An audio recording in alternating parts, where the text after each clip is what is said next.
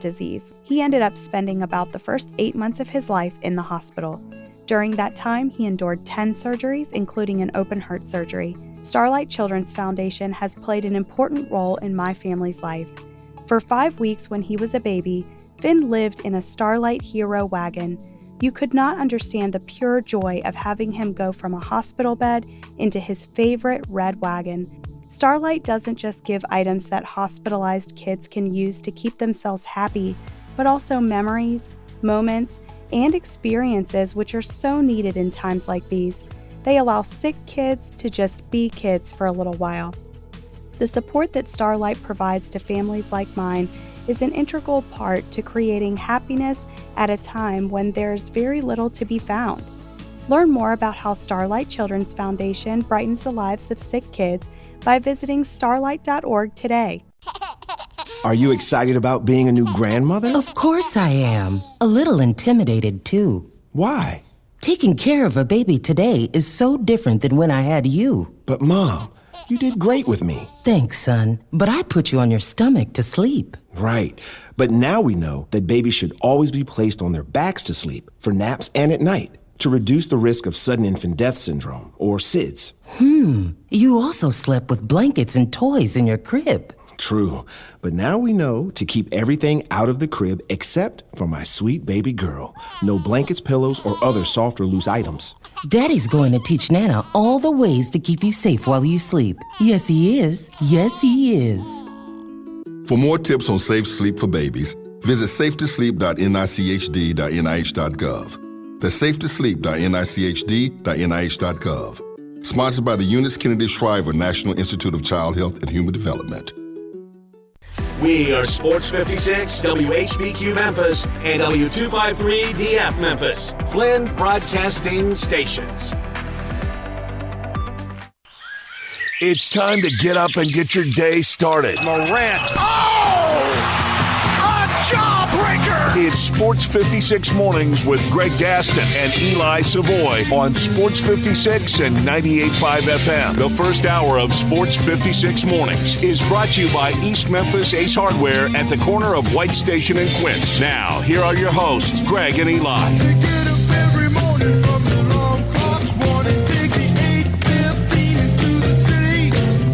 There's a whistle up above and people. Good morning, everybody. Welcome in. Welcome to 2024. I want to wish everybody a happy new year. Hope you had a terrific extended weekend as we kick off our work week on a Tuesday. It is the Tuesday, January 2nd, 2024 edition of Sports 56 Mornings. Greg Gaston, Eli Savoy, and Zach Boyd with you from the Family Leisure Studios. Family Leisure, where family and fun come together. Their floor model sale now going on. All types of great deals, including on all floor and model patio sets, wicker sofa, closeout patio cushions, pool tables, and much, much more. Family Leisure, 2120 Whitten Road, just north of Interstate 40. First hour of the program is also brought to you by East Memphis Ace Hardware. Very cold outside if you're getting up early and getting your day started early like we are. 26 degrees under clear skies. Considerable clouds, though, early with some decrease in clouds later in the day with a high of 46 today. Partly to mostly cloudy tonight with a low of 33 degrees. Coming up on the program, we got a lot to get to, a lot to look back on, including everything that's happened in the college football world. The national championship is now set up for next Monday night. It'll be Michigan and Washington, with Michigan installed as an early 4.5-point favorite. The Memphis Tigers played a tremendous game last Friday in winning the AutoZone Liberty Bowl game, beating Iowa State 36-26. We'll talk about that. Ole Miss finished off an amazing season, an 11-win season, by knocking off Penn State and looking great in doing so in the Peach Bowl. Tennessee walloped Iowa in the Citrus Bowl. We'll talk NFL Week 17 in the books. Now, the final week of the regular season coming up with still a lot on the line. We'll talk college basketball. Memphis Tigers with a win on Saturday. Didn't look great in doing so, but they did get the dub and move up to 15th in the latest AP Top 25 poll. We'll talk Grizzlies. Grizzlies back in action tonight as they'll face Victor Wembanyama and the Spurs at home at FedEx Forum, and then turn around and play Toronto at home tomorrow, and they need to win some games. They've lost 3 in a row, including Sunday getting crushed at home by the Sacramento Kings. Jeff Crane from the University of Memphis at 8:25. Zoe Goodson from Rhodes at 9:05. We got Humdinger's Trivia coming your way to start hour number 2. We'll take your calls and texts on the Sports 56 listener lines at 901-360-8255, or you could drop us a line on Twitter, Facebook, YouTube, or on the website sportsmemphis.com. That's your lineup for what should be a very busy Tuesday here on Sports 56 Mornings. Happy New Year. Happy New Year to you. Happy New Year to everybody out there. Hope it was a great weekend, safe weekend for everybody out there. And I'm glad that they were able to wrap up the Sugar Bowl just in time for us to start the show today. My gosh, come on. They can do better than that. I mean, it was bad enough for us in the Central Time Zone. How about on the East Coast? They like to play these games late for some reason. I don't know. Man, that's ending games at midnight just doesn't seem to make a whole lot of sense. But it is what it is. Start the game, the first one, 3 o'clock Eastern Time. That would be 12 o'clock Pacific Time. And then start the next one, 3.5 hours later, 6:30 Eastern. That would you have to go at least 4 hours because these bowl games take forever. All right, start at 4 hours later. But again, you finish up with a respectable time of the evening as opposed to the next day, the next morning, which is when it basically ended last night. Zach, Happy New Year to you. Hope you had a great weekend. Happy New Year, everyone. 2024, hoping for a fantastic year. It was not a good year for me in 2023. Yeah, I was prepping the show here a few minutes ago, and I was typing in, the title and everything, and I said Tuesday, December. I'm like, no, that's not it. That's not it. Nope. We're in January. We're in 2024, and from a personal standpoint, rough year. So hopefully it balances out, and it's a great 2024 year for moi, and a great 2024 year for Eli, for Zach, and for everybody out there. We certainly wish you nothing but the best, your prospects for 2024. All right, we will dive into the AutoZone Liberty Bowl game in just a moment. What a performance by the University of Memphis. But as we just talked about yesterday, the national semifinal games, the Washington victory over Texas ending in the wee hours. Earlier, Michigan and Alabama going to overtime. 2 terrific semifinals. We're not going to sit here and lament too much on what could have been, and obviously a very healthy Florida State team. Could they have done some damage? What about Georgia if they were in the playoff? It is what it is. We go to the 12-team playoff starting this year in 2024. But as far as the national semis are concerned, 2 very good games. Yeah, I mean, all you want, we went for years where the semifinal games were basically blowouts every single year. Last couple of years, we've had great games, and when you're talking about both, one game ending in overtime inside the 5-yard line for the final play, and the other game ending with throws to the end zone to try and win the game after a crazy sequence of events to lead to Texas being able to get in that position to have a chance to still win that game. But if you don't have a rooting interest, certainly you want just drama and good games, and we got both of those yesterday. It was a lot of fun to watch both of them, and the two in the end, the 2 undefeated teams beat the 2 one-loss teams. So there's something to be said for being undefeated, and there's a reason those teams are undefeated. Yeah, I wanted to start with the second game first, and that's the Sugar Bowl. So I hit the sack just to lay down. I was kind of keeping up with the game, but left my living room, went into the bed, started to rest and relax to get ready for what would be an early morning wake up to get ready for the show, because I thought it was done. I thought it was over. I thought it was put to bed. Literally put to bed. Me put to bed. But Washington made it interesting down the stretch with the play calls and the use of the time on the clock, which for some reason was not good. People kept bringing up the name Mario Cristobal, and it gave Texas a fighting chance. And those guys fought until the end. As you said, they had some throws into the end zone, and it was almost an epic collapse. I mean, it would be one of the worst losses you can ever think of or ever see when it comes to sports. But Washington was able to hold off Texas in the final moments to win that game 37-31. Look, they deserved a win. They outplayed Texas from the get-go. You know how much I love Michael Penix Jr. 430 yards passing. Just about every throw he made was accurate. Couple of touchdowns. They ran the ball well. They played some pretty good defense, and they were in control. Again, down the stretch, questionable play calls, questionable clock management, but they survive Quinn Ewers and Texas to win 37-31. Yeah, Penix was awesome. I mean, that's some of those throws. I mean, you talk about putting a ball right where it needs to be. I mean, he's dropping it in the bucket. He's doing whatever. I mean, the one touchdown, that just the cannon that he showed on the one, that was an absolute laser. He was absolutely amazing. The thing is, like, I mean, the final drive, if Dylan Johnson doesn't get hurt, they're giving Texas the ball with 15 seconds to go. Right. I mean, it's right. That is not Washington's fault. Like, that's not bad clock management. That's just horrendous luck that a guy got hurt on the third down play, which stopped the clock instead of letting it run 40 more seconds off. I mean, that's, again, then the kick catch interference. That guy, like, dude, just there's no reason at that point to be anywhere near the returner. Just let him catch the ball.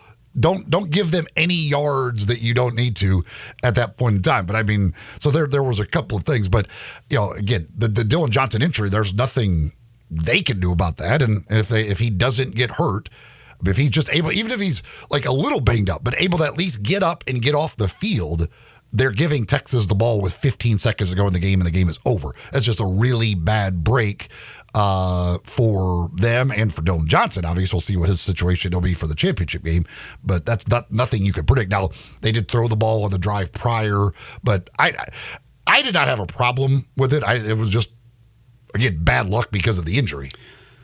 Number one, it was a bad day for special teams with both games. Not all four teams, but my God, special teams played a major role in both those games and both those outcomes.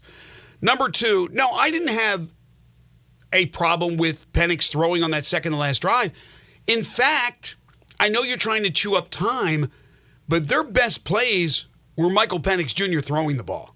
So I don't know if I would have gotten that conservative on that final drive where they just handed the ball off. But I understand where they're coming from. They're trying to kill the clock, and if you run the ball, you're going to kill the clock quicker than you are if you throw and there's incompletions. But my gosh, they got real conservative on that drive and ended up punting the ball away. But my gosh, I'm being redundant here, but Michael Penix Jr., just watching that guy operate, I don't know if it would have been a higher percentage chance of gaining yards and getting a first down, letting him do his thing, rather than just handing the ball off when Texas was expecting you to hand the ball off. Now, again, you know how much I love Michael Penix Jr., and I go back to his time at Indiana. I was looking at mock drafts yesterday. I've been looking at mock drafts for months and months. And I look and see 6-7 quarterbacks projected to be picked before Michael Penix Jr. And I understand Michael Penix Jr. has had a number of seasons in college football. He's a 6-year guy. End with injuries. Michael Penix Jr. is not the 6th or 7th best quarterback coming out. I think you are going to get a great quarterback whoever takes him, and his stock is only going to rise, and he'll end up being one of the top quarterbacks picked. But it's amazing to me how they've kind of missed the boat on Michael Penix Jr. and their evaluation of him, and sort of missed the boat on Washington as well. Washington still has not been given their just rewards. They didn't get it against Oregon. They didn't get it against Texas. And they're certainly not going to get it against Michigan, as Michigan's already been installed as a 4.5-point favorite. People are missing the boat on this Washington team. Yeah, I mean, obviously that offense is loaded with Penix doing what he's doing. They've got maybe the best group of receivers in the country. Dylan Johnson, a good running back. Again, we'll have to see what his health status will be for next week. I'm guessing Penix probably made himself some money last night. He does that again against Michigan defense. Mm-hmm. He'll make himself even more money and certainly move up. I don't know what their knocks are against Penix of where they, and again, they're mock drafts, so they could be completely wrong, right, and everything else. They'll have an opportunity, but he certainly he puts some throws in there that, I mean, just absolutely perfect. His deep ball is a thing of beauty as far as how accurate he is, and he certainly has the cannon. So it's, but yeah, he was absolutely awesome last night. In the earlier game, Michigan, and of course, Michigan has been in the center of college football for a lot of reasons, both on the field and off the field, all season long.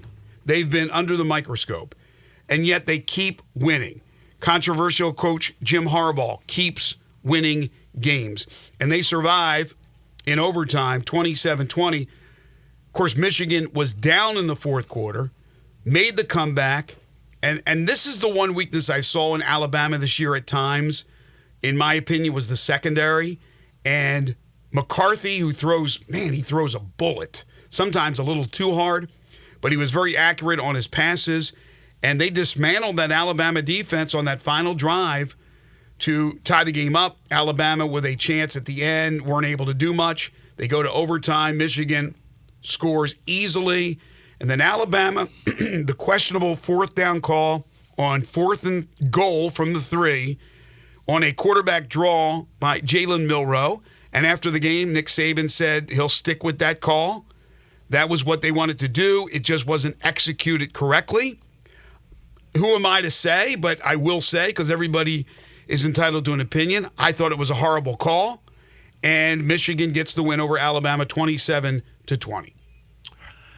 Yeah, I mean, there's no doubt. Like what Nick Saban said is true. Like but this was their problem all day. Like they had trouble blocking Michigan up front. That's why, to me, that's a questionable call to go with. You had 2 timeouts, and that's what you come.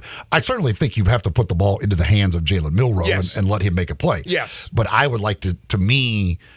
I'm rolling him out, kind of giving him options. You got, if somebody comes open, you could throw it. If not, run it. Even the play that they had ran to start overtime, where it was almost like a quarterback counter play where he kind of starts left and then comes back right, something like that. The idea of just him running straight ahead, that's a weird.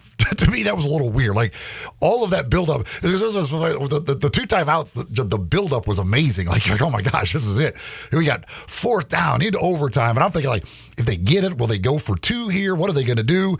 And then like that play, and you're like, well, that's what we built up for. We just built up for him to run straight ahead into the pile and get nowhere. Like, and that the poor center, dude. I don't know, like. Just be able to snap the ball on target once in a while. Like, it's crazy how many bad low snaps they get in a game. But, yeah, I don't know. Like, to me, I've got to have – I want more options. Because, again, you've been having trouble blocking their front all day. So to the idea of relying on the fact that on this play to decide the football game, you're going to be able to block all of them, that seems a little bit risky. You really haven't done it much all day. Milroe was pissed when it was over. I don't think he was pissed that he got stopped, even though he was certainly upset. I think he was pissed because it was another bad snap. All game long. Excuse me, those snaps were horrible. Absolutely horrible. And that screws up the timing of everything. But, as you said, Michigan's front, especially in the middle, they dominated. And to me, it made no sense. I know they had some success in that second half on quarterback draws. But you move out an athlete like Milroe, you get him rolling one way, maybe go the other way, or have him on the run throw, or do something, maybe a jump pass, taking the ball on a quarterback draw right up the middle into the teeth of their defense made no sense to me. None whatsoever. But give Michigan credit. They were able to rally, put that drive together to tie it, and then in overtime dominate with their touchdown to win it 27-20. So you get Michigan, you get Washington. Michigan from the Big Ten, Washington soon to join the Big Ten, and getting knocked out, Alabama from the SEC, and Texas. Texas from the Big 12, soon to join the SEC. So give the Big Ten credit. Yeah, there's no doubt. I mean, and Michigan, certainly it's been a great year. It's been a weird year. I still don't think they should be playing in this, but that's neither here nor there. What that defense did, especially the first half, I mean, the 5 sacks, I mean, that they had Alabama. The thing that at halftime of that game, I thought they're going to regret not being, because they should have been up at halftime. They should have been up by 2 touchdowns. Like they just completely dominated that game. Alabama couldn't do anything. Like they had the one run for the touchdown after the muff punt. Other than that, like offensively, it was just sack after sack, and they were going backwards. They couldn't do anything. And you're just watching it. You're like, okay, Michigan should be up by 2 touchdowns right now. They're up by 3 points. Like that's, that Alabama's going to make some adjustment to be better in the second half. And so I thought that's one that Michigan's going to regret, and it looked for a while like they would, but that final drive, certainly after they had done nothing offensively in the second half, to put together that drive at that moment, that was really impressive by McCarthy. Yeah, and they would have been up a couple of touchdowns if it wasn't for that special teams. The special teams was horrible for Michigan, and it kept Alabama in that game. J.J. McCarthy, 17 of 27, 221, 3 touchdowns. I thought he was solid. I thought he was kind of overthrowing his receivers a little bit in the first half, not overthrowing where they were out of reach, but just like bullets. I mean, they were thrown so hard, they were tough to handle, but he settled down and he looked good, and I could see why he's an NFL prospect. But again, Michigan and Washington, we will talk much more about the championship game as the week progresses, but I can tell you this. If Washington protects Michael Penix Jr., and that's easier said than done against that formidable Michigan front, if they protect Michael Penix Jr., Washington has beaten Michigan. There is no question in my mind. If they get the Penix and rush him and get him on the move, although he can throw on the move, I think it'll be tough for Washington to win the game. The punt returner at the end of the game for Michigan, when he muffed that punt, I'd love to have just seen, I want to know what his heart rate was from the time that punt went through his hands to the time he recovered it at the 1-yard line. That dude had to be, I can't even imagine being in that situation. First of all, I don't know why he even tried to catch the punt, but he did. That, you talk about freaking out at a moment, in that type of moment. Like if you don't recover that ball and Alabama recovers it, you will be known, that's one you can, you have to get away from Ann Arbor and you don't ever get to go back. You're done. You are no longer welcome in the entire city of Ann Arbor. You're like, I can't do it. I can't go there. Oh my gosh, that dude. And I give him credit. For him to recover it and not fumble it when he got absolutely leveled by the dude. I was impressed by that recovery, but I can't even imagine what that felt like for that dude. There were muffed punts all day long. There were guys who were catching the ball inside the 10, even inside the 5. It made no sense to me, the special teams play for the most part from the teams playing yesterday in the national semis. But on that particular play, you're absolutely right. It hits, he muffs it, it hits his arm, and somehow doesn't go into the end zone. At about the half-yard line, he grabs the ball, gets smothered, as you said, holds on to the ball, and obviously they mark that thing at about the half-yard line. If it goes into the end zone, it's either going to be a safety or it's going to be a touchdown if Alabama recovers, and that game, for all intents and purposes, is over in favor of Alabama. They talk about a game of inches. It was a game of inches. Well, it's just especially when you muff a football, you have no idea what direction it's going to bounce. Right. They could have went anywhere. Right. And for it to go backwards behind him where, he's got a chance to go get it before Alabama gets there. It's there. And the fact that, yes, it did not go all the way into the end zone. It's at the 1. There was so much luck involved with that. But man, I just wish I could see a heart monitor. I want to see what that heart monitor would look like from that moment that ball was through his hands. His heart had to be going 7,000 beats per minute at that point in time. And again, he was very calm in the rest of the process. You'd just think you're freaking out and wouldn't even be able to know what the hell's going on. But yeah, that's the three. The first muff punt there, then you had the muff punt by Washington. Punt returners need to get their stuff together. They do, especially for Monday's national championship game, Michigan and Washington. When we come back, it was a stellar weekend for the local and regional teams in their bowl games. We will discuss that on the program. Folks, I want to tell you about one of our great sponsors. That's Town Village Audubon Park, senior living in today's world, located at 950 Cherry Road, just off Park Avenue, offering more options to fit your needs more than ever before. They are dedicated to the long-term satisfaction and the quality of life for their residents. All they ask is that you're 55 years of age or older. Give them a call, set up a tour at 901-537-0002, or go online to townvillageaudubonpark.com. Independent living, short-term respite stay available, monthly options, great event schedule, activities galore for the residents, all the modern amenities you want. Monthly rental with no buy-in. Apartments include full kitchen, washer and dryer, all-inclusive resort-style dining with multiple venues, outpatient therapy, and a community social area that includes everything from a fitness center to a 24-hour pantry to game rooms to indoor pools and whirlpools, 5 landscape courtyards, a dog park, and a gated parking community. It's Town Village Audubon Park, 950 Cherry Road in the heart of East Memphis, just off Park Avenue, 901-537-0002, or online at townvillageaudubonpark.com. You're tuned in to Sports 56 Mornings with Greg and Eli on Real Sports Talk, Sports 56 and 98.5 FM. Join the voice of the Tigers, Dave Woloshin, for Wolo and Friends. Weekday mornings from 10 to 11 here on Sports 56 and 98.5 FM.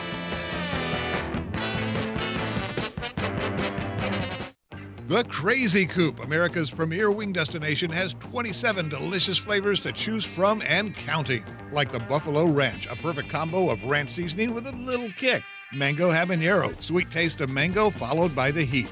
Or sweet maple bourbon, the taste will remind you of chicken and waffles. And that's just 3 of the amazing 27 chicken wing seasonings that you can get at the Crazy Coop in Bartlett at 7199 Stage Road. And now open the Crazy Coop Express at 1315 Ridgeway off Poplar.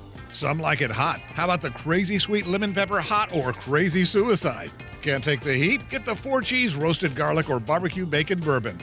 Ask about the $9.99 lunch special. Now those are some crazy good prices. The Crazy Coop, 2 locations, 7199 Highway 64 between Applin and Kirby Whitten, and 1315 Ridgeway off Poplar. Family owned and operated, The Crazy Coop, America's premier wing destination. The season has changed. You know how I know? It's finally here, the Family Leisure Christmas Sale. Excellent deals on pool tables, shuffleboards, and saunas. Oh, we're just beginning. Tired and sore from shopping? Check out the huge selection in stock of hot tubs and massage chairs. Oh, and you can surprise the kids with the best stuff, like a new arcade, a game table, even a play gym. Gifts for the whole family to enjoy and enjoy together. Also on sale, theater seating, outdoor kitchens and grills, patio furniture, and fire pits. Merry Christmas from our family to yours. That's Family Leisure of Memphis. Every year we wait. They always deliver. They've done it again. The Family Leisure Christmas Sale is happening at I-40 and Whitten Road. That's 2120 Whitten Road to be exact. That's the place of shopping heaven. Family Leisure, where family and fun all come together. Is your home still not warm enough or running out of hot water? Hi, this is Lauren Choate with Choate's Air Conditioning, Heating, and Plumbing, and we've got exciting news for you. Introducing Choate's Carrier Repair Buyback Program. If you've had HVAC or water heater repairs in the past year, you're in luck. Choate's will credit your repair costs up to $1,500 with a brand new HVAC or tankless water heater system. Yep, you heard right. Just bring your repair invoice from the last 365 days and get ready to upgrade your home's comfort. Say goodbye to those chilly nights and inconsistent heating. Choate's has you covered with various low-payment financing plans, making your upgrade more affordable than ever. Imagine a more efficient and reliable system keeping your family cozy all winter long. And here's the best part. This offer is a substantial boost towards a state-of-the-art heating solution. Ready to take the next step? Schedule your free estimate by calling 347-8086. And remember, turn to the experts with Choate's and let our family serve your family. You or someone you know or care about has dealt with a difficult divorce. When facing divorce, you need the attorneys at Rice Law. Nick and Larry Rice lead the firm with 3 generations and 7 decades of experience. Located in Memphis, serving the entire state of Tennessee and North Mississippi. Rice Law is who you need to call. Simple or difficult divorce, they know how to handle it. Call Rice Law at 901-526-6701, or for more information, visit them at aboutdivorce.com. That's aboutdivorce.com. Sports 56 traffic brought to you by Curfew. Enjoy the ultimate dining experience at Curfew. Tuesday is Ladies' Night with $8 Cosmos, lemon drops, and daiquiris. Curfew American Tavern Craft Cocktails, your new destination. 164 Union Avenue, main floor of the Canopy Hotel. Sports 56 traffic.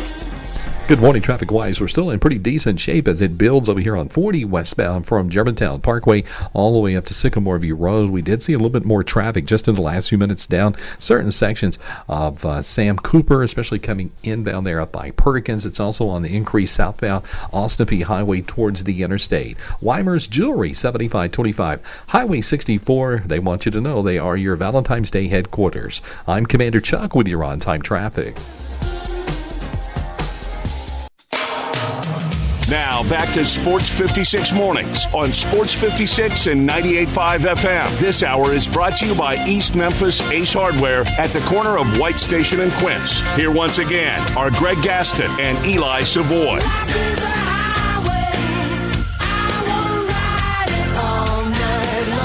Memphis Tigers football coach Ryan Silverfield was wondering when would the team put together a complete game. That was really the story throughout the year, a very good season that led to the appearance in the AutoZone Liberty Bowl game. And then on Friday, it all came together. A tremendous performance by the University of Memphis in their 36-26 win over Iowa State from the Big 12 to finish 10-3, just the fifth time in school history that the football program won 10 or more games.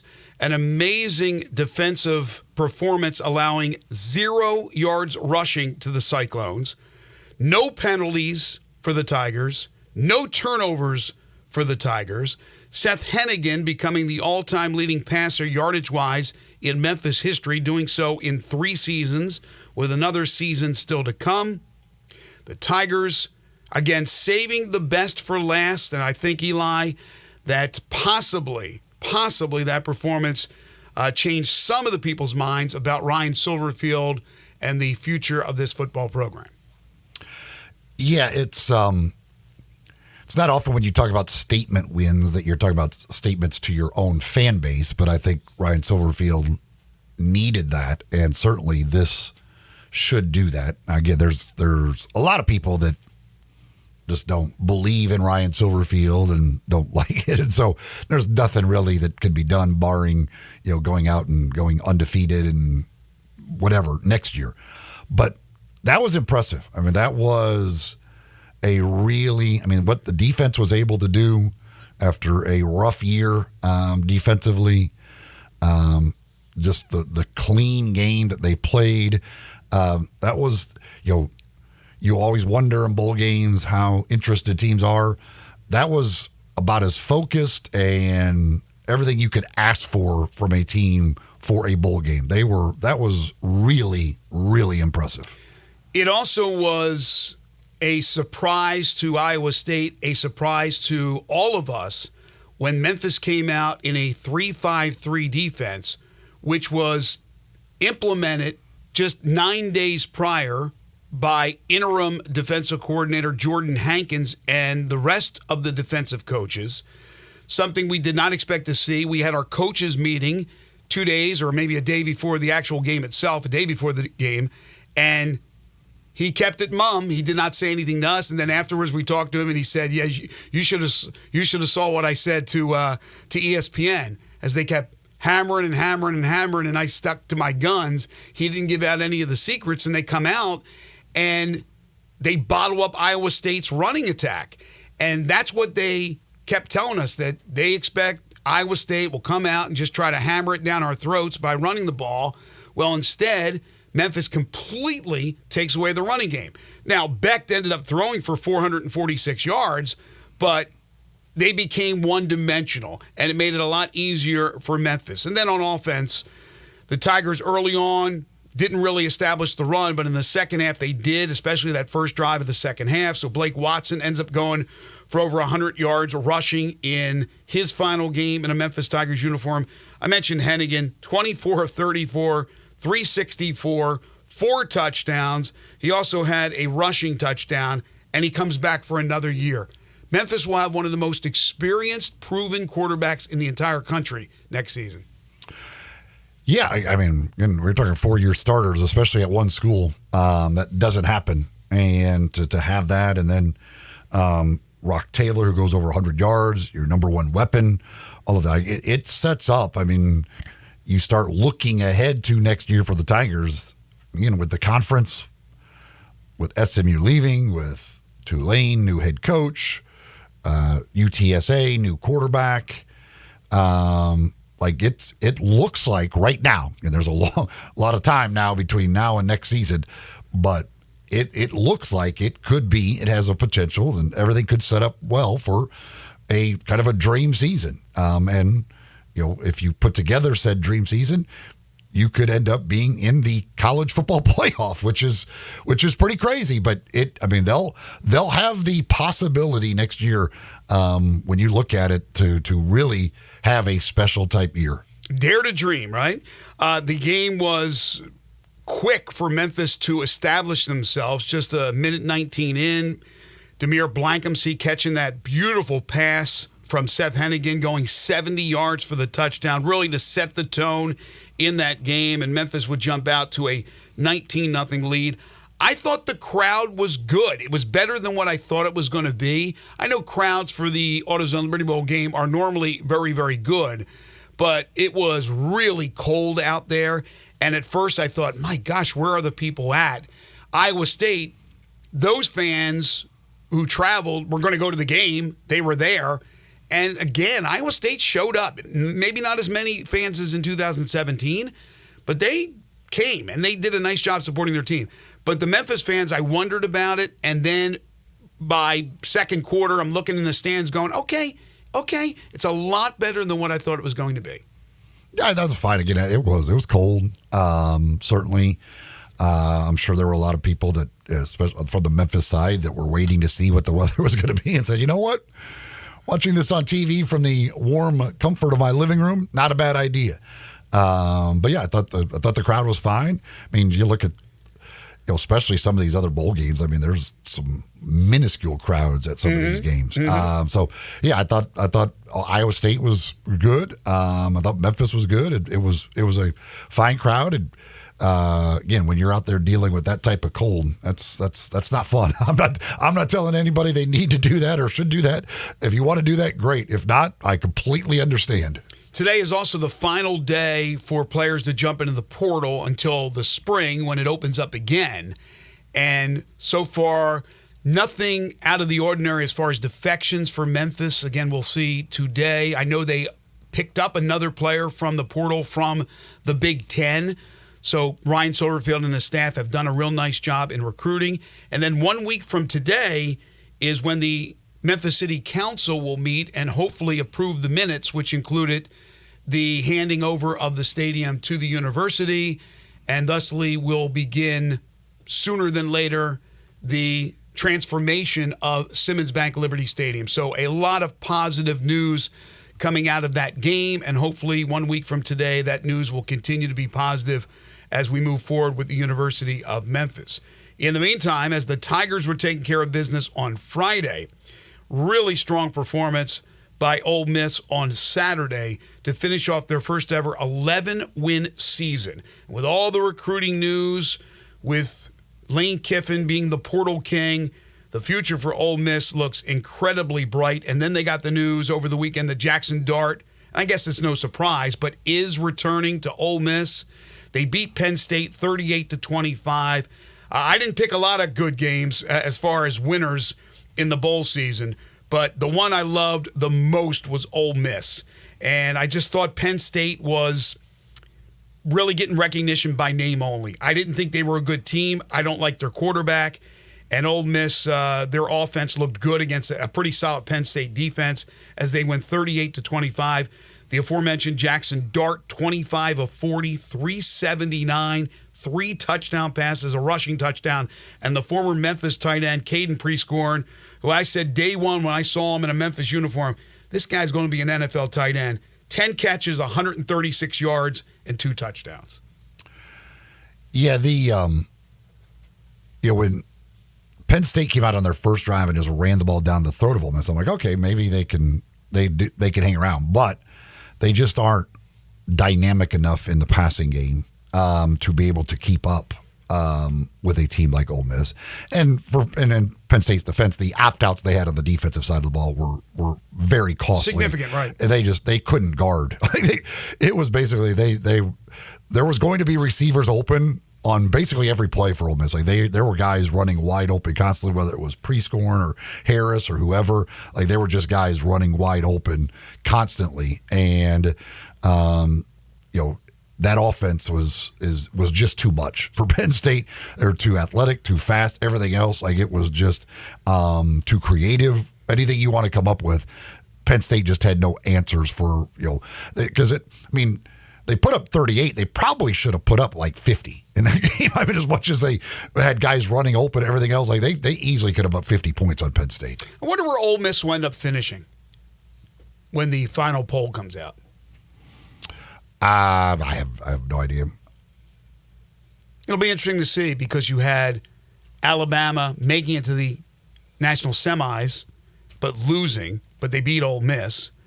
Ohio State losing. We're going to talk about some of the other bowl games when we come back from a timeout. But, yeah, I'll be curious to see. But obviously a top 10 team this year, a great year for Ole Miss, and the future looks bright. And that's the thing. Like, so many people have talked about with what they've got coming back, what he's added in the portal. Like, they very much could be in the playoff next year. I mean, preseason, I would expect them to be a top 10 team. I do too. They are going to be right there, because if you're the third or fourth best team in the SEC, so even if you don't make it to Atlanta in the SEC championship game, but you're third or fourth, probably good chance you're going to be in that playoff. So, I mean, you think here locally next year, like when the playoff time rolls around, we could have a lot to talk about. I mean, again, if you just it's not crazy at all to think that Ole Miss and Memphis both very much could be in the college football playoff next year. Wouldn't that be something?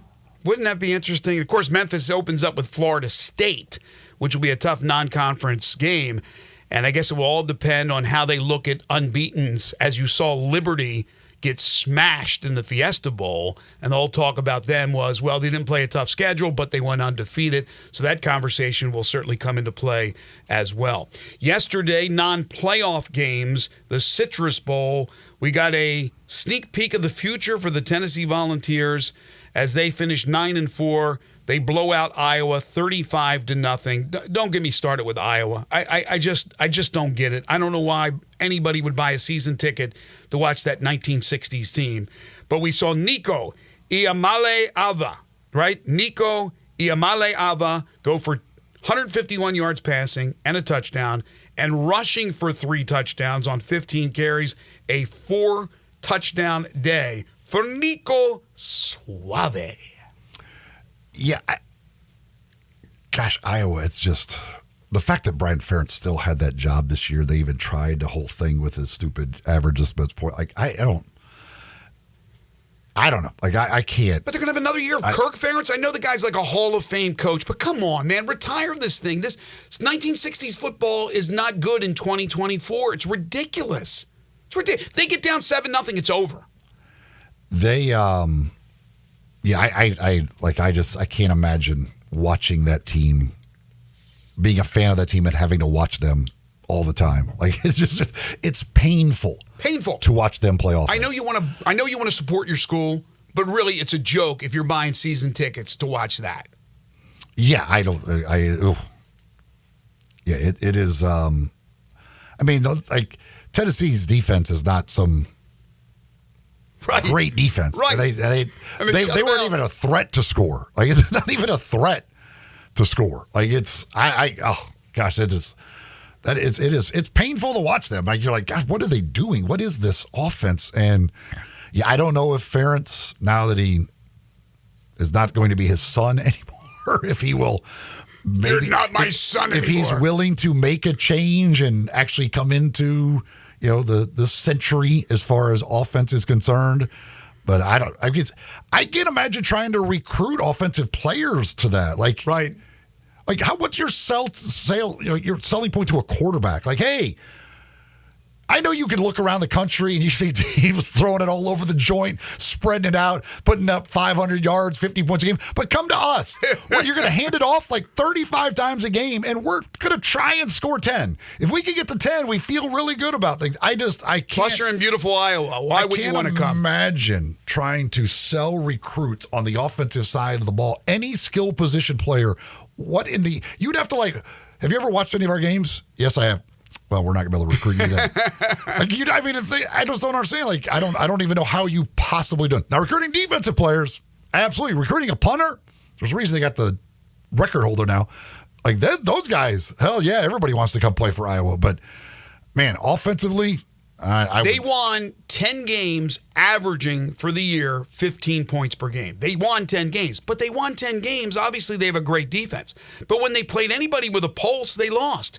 They gave up 31, 35, whatever it was, to Penn State. They played Tennessee that has a good offense. They gave up 35. So the reason they won 10 was, they have a good defense. Also, they play in the Big Ten, for goodness sakes. There are a lot of bad teams in the Big Ten that have no offenses either. Next year, it's a different ballgame. USC, UCLA, Washington, and Oregon coming to the Big Ten. It is not going to be the same situation. Iowa has to figure it out. And it is a real strange thing because you have Kirk Ferentz, who is a legend there. But, you have to tell Kirk, don't you have to say to Kirk, you got to bring in an OC who is going to change the philosophy of what you want to do offensively. And if he says no, then we're going to give you an early retirement because we can't continue this. It can't go on. It just can't. And meanwhile, Iamaleava, he looked pretty darn good. He is. He looks pretty darn good. And again, Tennessee. They have a chance to be. If he is as good as they think he is, they've got a chance to be really good next year as well. No question. They've got a lot of talent coming back, and looks like they could have a quarterback for the next few years. Of course, who knows when he ends up going pro or whatever. But that dude looked good. He really did. Speaking of quarterbacks, KJ Jefferson over the weekend, it's official. He will go to UCF, played for the Knights in the Big 12. DJ Uiagalelei will be headed to Florida State, so that will more than likely be the quarterback that Memphis faces when they head down to play the Seminoles to start next season. And Cam Ward announces that he will opt for the NFL draft, so no more college ball for Cam Ward. Just an update on some of the quarterbacks in this crazy portal world that we live in. When we come back, more from the college football weekend. This time of our program is brought to you by East Memphis Ace Hardware, corner of White Station and Quince is where you'll find them. In this new year, trying to get some things done around the home, well, go see the folks at East Memphis Ace Hardware. They've got everything you need for whatever that project is that you need to get done, plus a great staff over there to help you find those supplies for those projects, from the Benjamin Moore paints to all the tools, anything else that you need. They've got it. Of course, they're a platinum dealer of the Big Green Egg. If you don't have the Big Green Egg yet, well, you're missing out. It's 2024. Don't live in the past like Iowa offense. Get up to date. Get yourself a Big Green Egg. They've got the Big Green Egg, all of the different sizes, the 7 different sizes, plus all the egg accessories as well. You'll find those at East Memphis Ace Hardware. All kinds of other grills and many, many things you'll find. Get a corner of White Station and Quince, East Memphis Ace Hardware. You're tuned in to Sports 56 Mornings with Greg and Eli on Real Sports Talk, Sports 56 and 98.5 FM. Broadcasting from the Family Leisure Studio, we are Sports 56 and 98.5 FM. Whether it's date night, a birthday, or just because, raise a steak in celebration at Ruth's Chris. Open in the Regalia Shopping Center at the corner of Poplar and Ridgeway. Treat yourself to one of our classic USDA prime beef steaks, seasoned and broiled to perfection. Then serve sizzling hot on one of Ruth's signature 500-degree plates. Visit Ruth'sChris.com to make a reservation. Ruth's Chris Steakhouse, Memphis. This is how celebrating more is done. You still thinking job change in the new year? Yeah, I need something that's in high demand and more stable in this economy. IT? Yeah, cybersecurity, maybe even AI. That's what I did. Really? How? Went to My Computer Career. You don't need any prior experience, and you could start your new career in a matter of months. A lot of IT pros go to school there, too, to level up. Sweet. Are classes online or on campus? Both. Wow, I'll check it out. Thanks. Make this your year. Take the free career evaluation now at mycomputercareer.edu. Financial aid is available for qualified students, including the GI Bill. Texting enrolls you into recurring automated text messages. Consent not required to purchase. Message and data rates may apply. Hey, Dan, how you doing? Haven't seen you around the gym. Yeah, I've really fallen off. Since I turned 40, I just don't get the results I used to get. Could be lower testosterone. I went through it a while back. I got Nugenix Total T, and it's made a huge difference for me. I've seen that on TV. Is it for real? Oh, yeah. The patented key ingredient is something called Testofen, which helps boost free and total testosterone levels to help you trim up and stay lean. And it's made a difference for you? Man, I feel like I'm in my 20s again. At work, in the gym, and in the bedroom. Are they still giving out complimentary bottles for people to try it for themselves? Yeah, you just need to send them a text. Text JUDGE to 321-321 right now for your complimentary bottle of Nugenix Total T. Plus, text now and we'll include a bottle of Nugenix Thermo, our most powerful fat incinerator ever, to help you get back into shape fast. Absolutely free. Text JUDGE to 321-321. That's JUDGE to 321-321. Products and statements have not been evaluated by the FDA. These products are not intended to diagnose, treat, cure, or prevent any disease or illness. Nestled in the heart of East Memphis, located corner of Park and Cherry, is a beautiful residential neighborhood. I'm here at Town Village Audubon Park interviewing a new resident, Carolyn. Share with us why you chose Town Village. Well, if your parents or special friends need to make that big move, let me share with you my experience. It was tough for me to leave home, but then I discovered Town Village. I would like to highly recommend Town Village to you and your loved ones. After looking at all the amenities and meeting all the people and staff, I was hooked. From restaurant, bistro, 3 meals per day, housekeeping, transportation, security, health care, physical therapy, exercise room, and even a heated pool and spa. Come see us and make your new home at Town Village. Visit us and call Daniel at Town Village Audubon Park at 901-374-7342. There's no place like home, Town Village.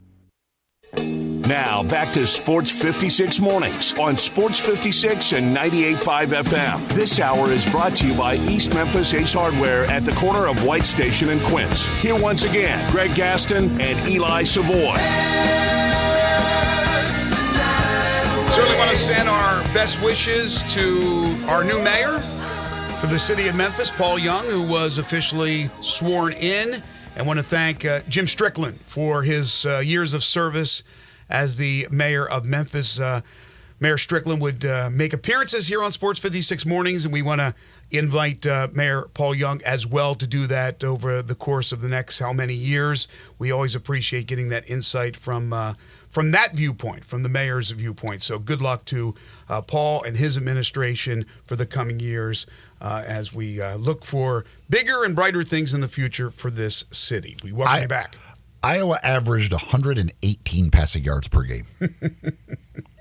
The only 3 teams in the country who average fewer are Army, Navy, and Air Force. They're all proud option teams. Iowa is not claimed to be an option team. 118 yards of passing per game. Like, how the hell do you recruit a wide receiver? How do you recruit a quarterback to do that? Like, that's insane. I had no idea that the Iowa Hawkeyes were also known as the Merchant Marines. I had no idea about that. All right, some other games of interest as far as the bowls are concerned, and we're looking at the New Year's Six.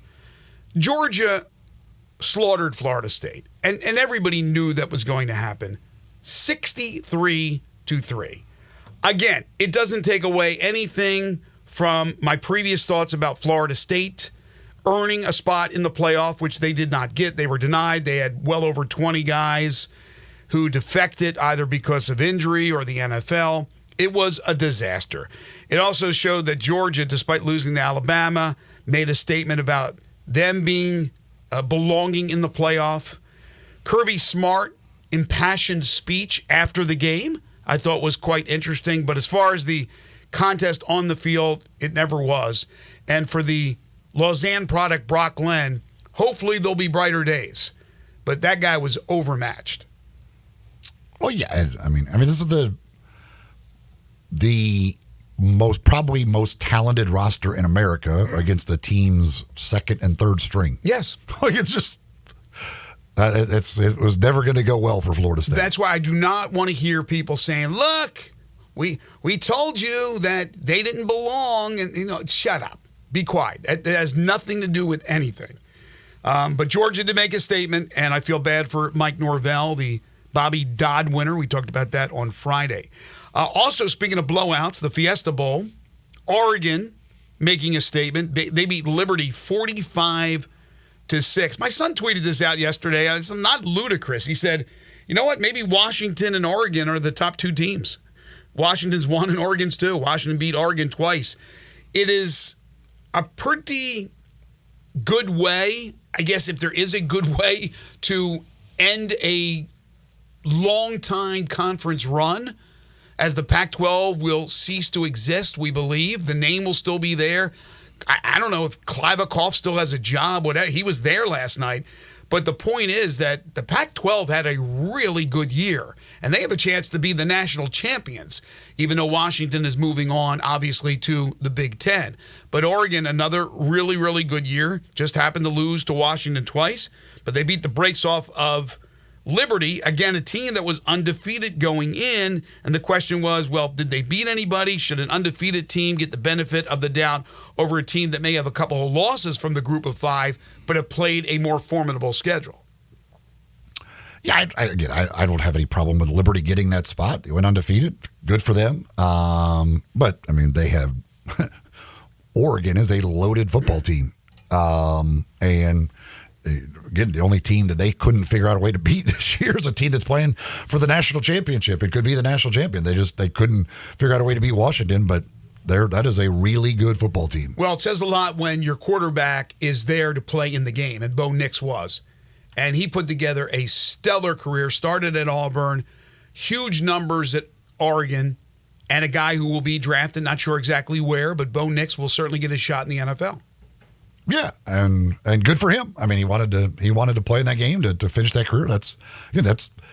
I have no problem with any choice any of these people make. You want to play? Great. If you don't, fine with me. I don't care. That's your choice. Well, speaking of quarterbacks, and again, it's pivotal. If you're going to have a chance to win these bowl games, you need your quarterback. And Ohio State lost their quarterback, who transferred to Syracuse, and instead the Ohio State Buckeyes really struggled offensively in the Cotton Bowl.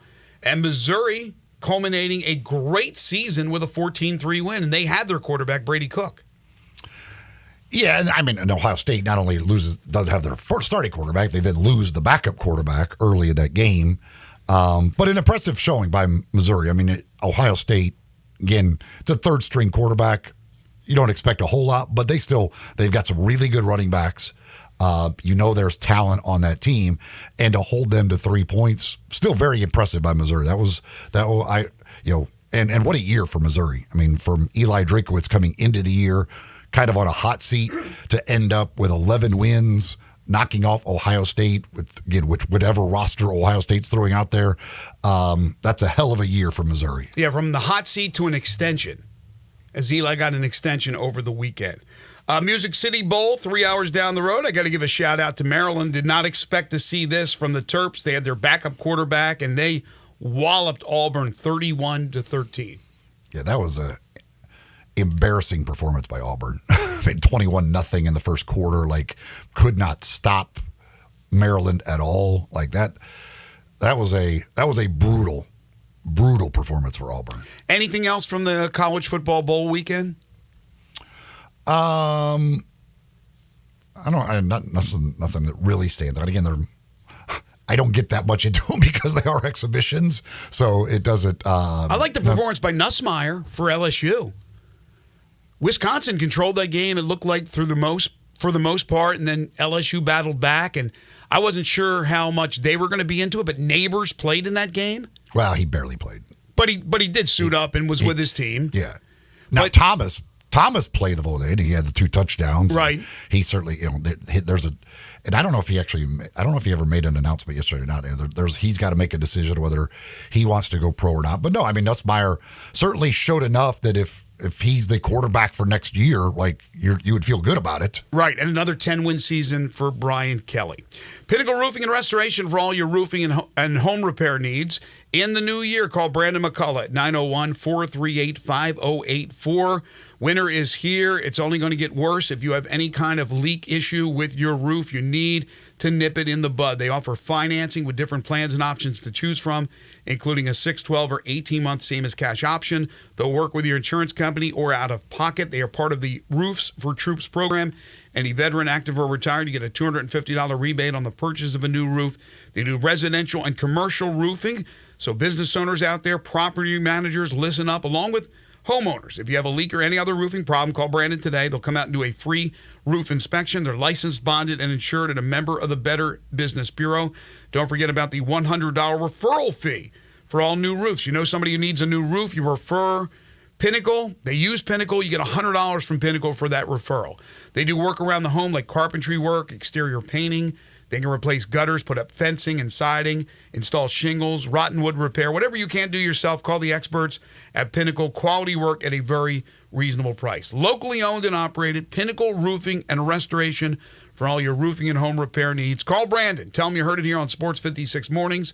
That's 901-438-5084. If you're driving around, don't try to write down the number. Just call the station.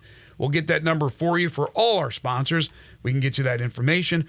You can also go online to newroofmemphis.com. Hour 2 coming up, we'll open up with Humdinger's Trivia. This is Sports 56 Mornings with Greg and Eli on Real Sports Talk, Sports 56 and 98.5 FM.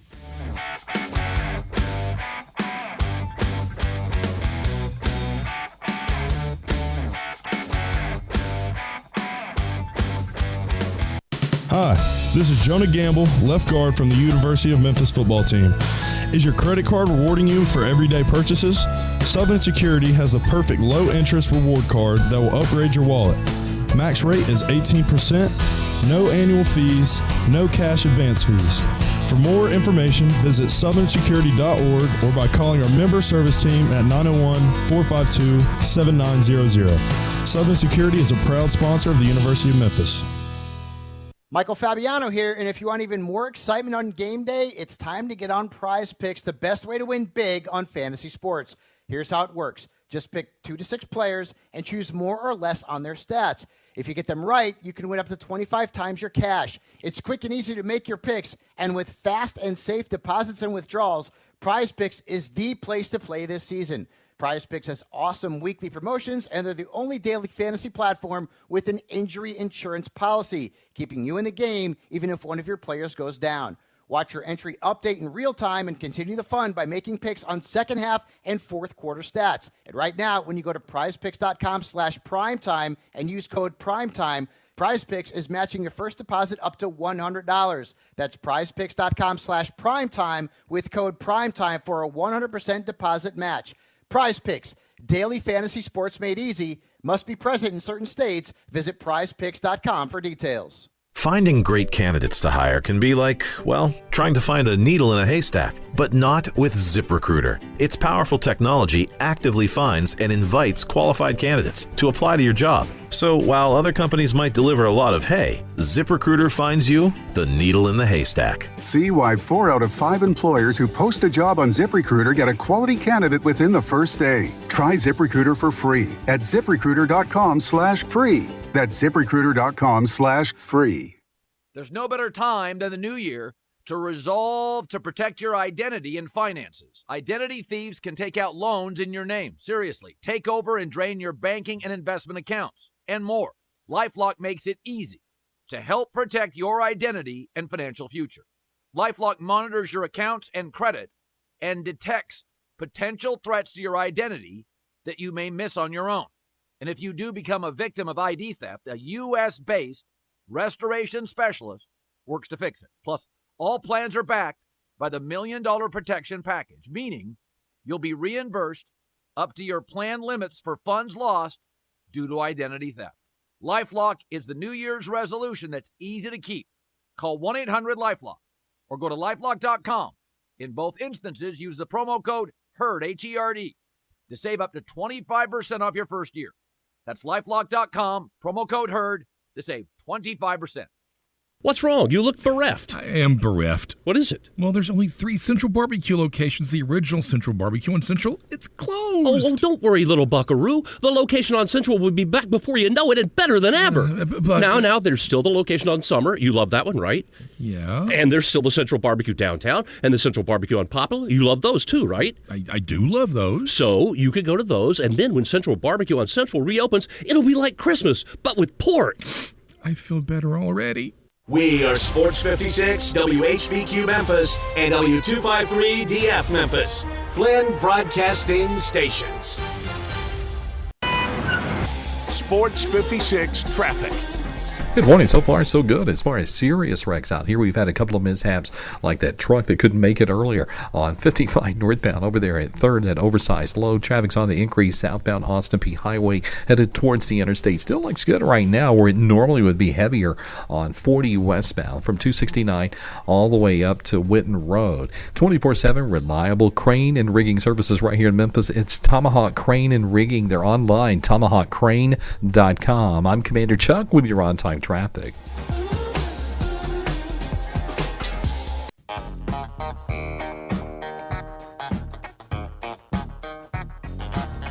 Now back to Sports 56 Mornings on Sports 56 and 98.5 FM. This hour is brought to you by James Gaddis Jewelers. Don't you just love it? Here once again, Greg Gaston and Eli Savoy.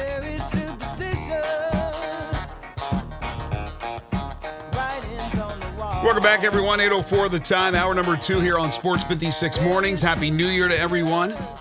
It's the Tuesday, January 2nd, 2024 edition. Our first show here in 2024. Greg Gaston, Eli Savoy, and Zach Boyd with you. We're in the Family Leisure Studios. Their floor model sale is underway. Family Leisure Studios. We are excited about this next coming hour because we're going to talk to you folks, give you a chance to chime in at 360-8255. We'll also talk to Jeff Crane from the University of Memphis at 825. Turn our attention to basketball with the Grizzlies and Tigers basketball. That first hour, if you missed it, it was all about college football. The national championship now set between Michigan and Washington, and great performances over the weekend starting on Friday for Memphis in the AutoZone Liberty Bowl game, and then Ole Miss in the Peach Bowl on Saturday, Tennessee yesterday in the Citrus Bowl. By the way, Family Leisure, 2120 Witten Road, just north of I-40. Currently 26 degrees. We're looking at clouds today, high of 46 tonight, partly to mostly cloudy with a low of 33. Second hour of the program is brought to you each and every day by James Gaddis Jewelers. I'll give you more information about them in a few moments, but it is Tuesday. It's time for Humdinger's Trivia. That's right. Of course, being Tuesday also means it's Taco Tuesday over at Humdinger's. Kick off the new year with some of those delicious chicken or fish tacos for just $2 each. That's each and every Tuesday. Taco Tuesday over at Humdinger's. Of course, if you're not there for the tacos, all kinds of great items on that menu. So many different grilled fish options for you to choose from with the fantastic toppings and their wonderful sides. All kinds of great things from the fish to the, of course, you could throw a little skewer of shrimp on there. Maybe you want to do the Humdinger shrimp, which is a popular dish over there as well. Or you could go to the crispy fish and chips. Of course, chicken options as well. Sandwiches, salads, all kinds of stuff on that menu. HumdingersRestaurant.com. You can see the entire menu online, but they're located at Poplar and Massey. And again, though it may not feel like a Tuesday for many people out there, probably feels like a Monday, but it is Tuesday, so you can take advantage of Taco Tuesday today at Humdinger's. And if you are able to answer our trivia question correctly and be the first to do so, well, then you'll get a $25 gift certificate to Humdinger's, and you can answer via text 901-360-8255, 901-360-8255. Text in your answers, and the first correct answer gets the $25 gift certificate to Humdinger's. And here is today's question. This past weekend, Stephon Diggs of the Buffalo Bills had 4 catches in their game, their victory. It got him to 100 on the season. It is his 4th straight year of at least 100 catches, which ties him for second all-time in consecutive 100-catch seasons. The question is, who is number 1? Who holds the record in the NFL for most consecutive 100-catch seasons? 901-360-8255, 901-360-8255. Text in those answers, and again, the first correct answer will get that $25 gift certificate to Humdingers, who holds the NFL record for receivers for consecutive 100-catch seasons. Congratulations to Memphis Tigers basketball coach Penny Hardaway. He was named as a nominee for the class of 2024 for the Naismith Memorial Basketball Hall of Fame. He joins a list of 38 nominees that include the likes of former Memphis Grizzly Vince Carter, Bill Laimbeer, Tennessee head basketball coach Rick Barnes, and many, many others. So good luck to Penny. Certainly deserves. I think it's long overdue as he gets the nomination. I had a chance to talk to him before the game on Saturday, and obviously he's very happy about that, but certainly still laments the career coming to an early end because of his knee injury. But remember, this is not the NBA Hall of Fame. This is the Naismith Memorial Basketball Hall of Fame. It encompasses everything with basketball. So when you're talking about Memphis and you're talking about Penny Hardaway, it's Penny Hardaway as a player, Penny Hardaway as a coach, Penny Hardaway as an NBA player. It's not as a coach. He's nominated as a player. Okay. But playing as a collegiate player, international Olympian, and all that. And when you look at it all together, even though that NBA career came to an abrupt ending, he had those lingering years where he just wasn't. He was a shell of himself. But early on, obviously, he was one of the best players in the league. He deserves to be in the Hall of Fame, and hopefully that will happen. If it doesn't happen in the class of 2024, it will happen in the not-too-distant future. Yeah, I don't know why. Honestly, I don't like. It's crazy to me that he's never even been a nominee. I don't understand it. He should be. To me, he should be in the Hall of Fame already. It would be, and I don't think that it will happen, but it would be somewhat funny if he and Rick Barnes were both in the same year. Would they shake hands? It'd be very weird if they suddenly went in together in the same class. That would be kind of comical. They go in the same class and they strike a deal for a future series between the Tigers and the Volunteers. The Tigers played on Saturday, beat Austin Peay 81-70. They improved to 11-2. That wraps up the non-conference portion of their schedule. They begin American Conference play on Thursday at Tulsa, then back home Sunday to take on SMU. I can tell you, because I was there, it was not a happy Penny Hardaway after the game. He now has seen his team kind of sleepwalk through two wins, the Vandy win, which was by 2 that went down to the wire, and this game, which easily could have went down to the wire. Luckily for Memphis that they pulled away in the end to win by 11.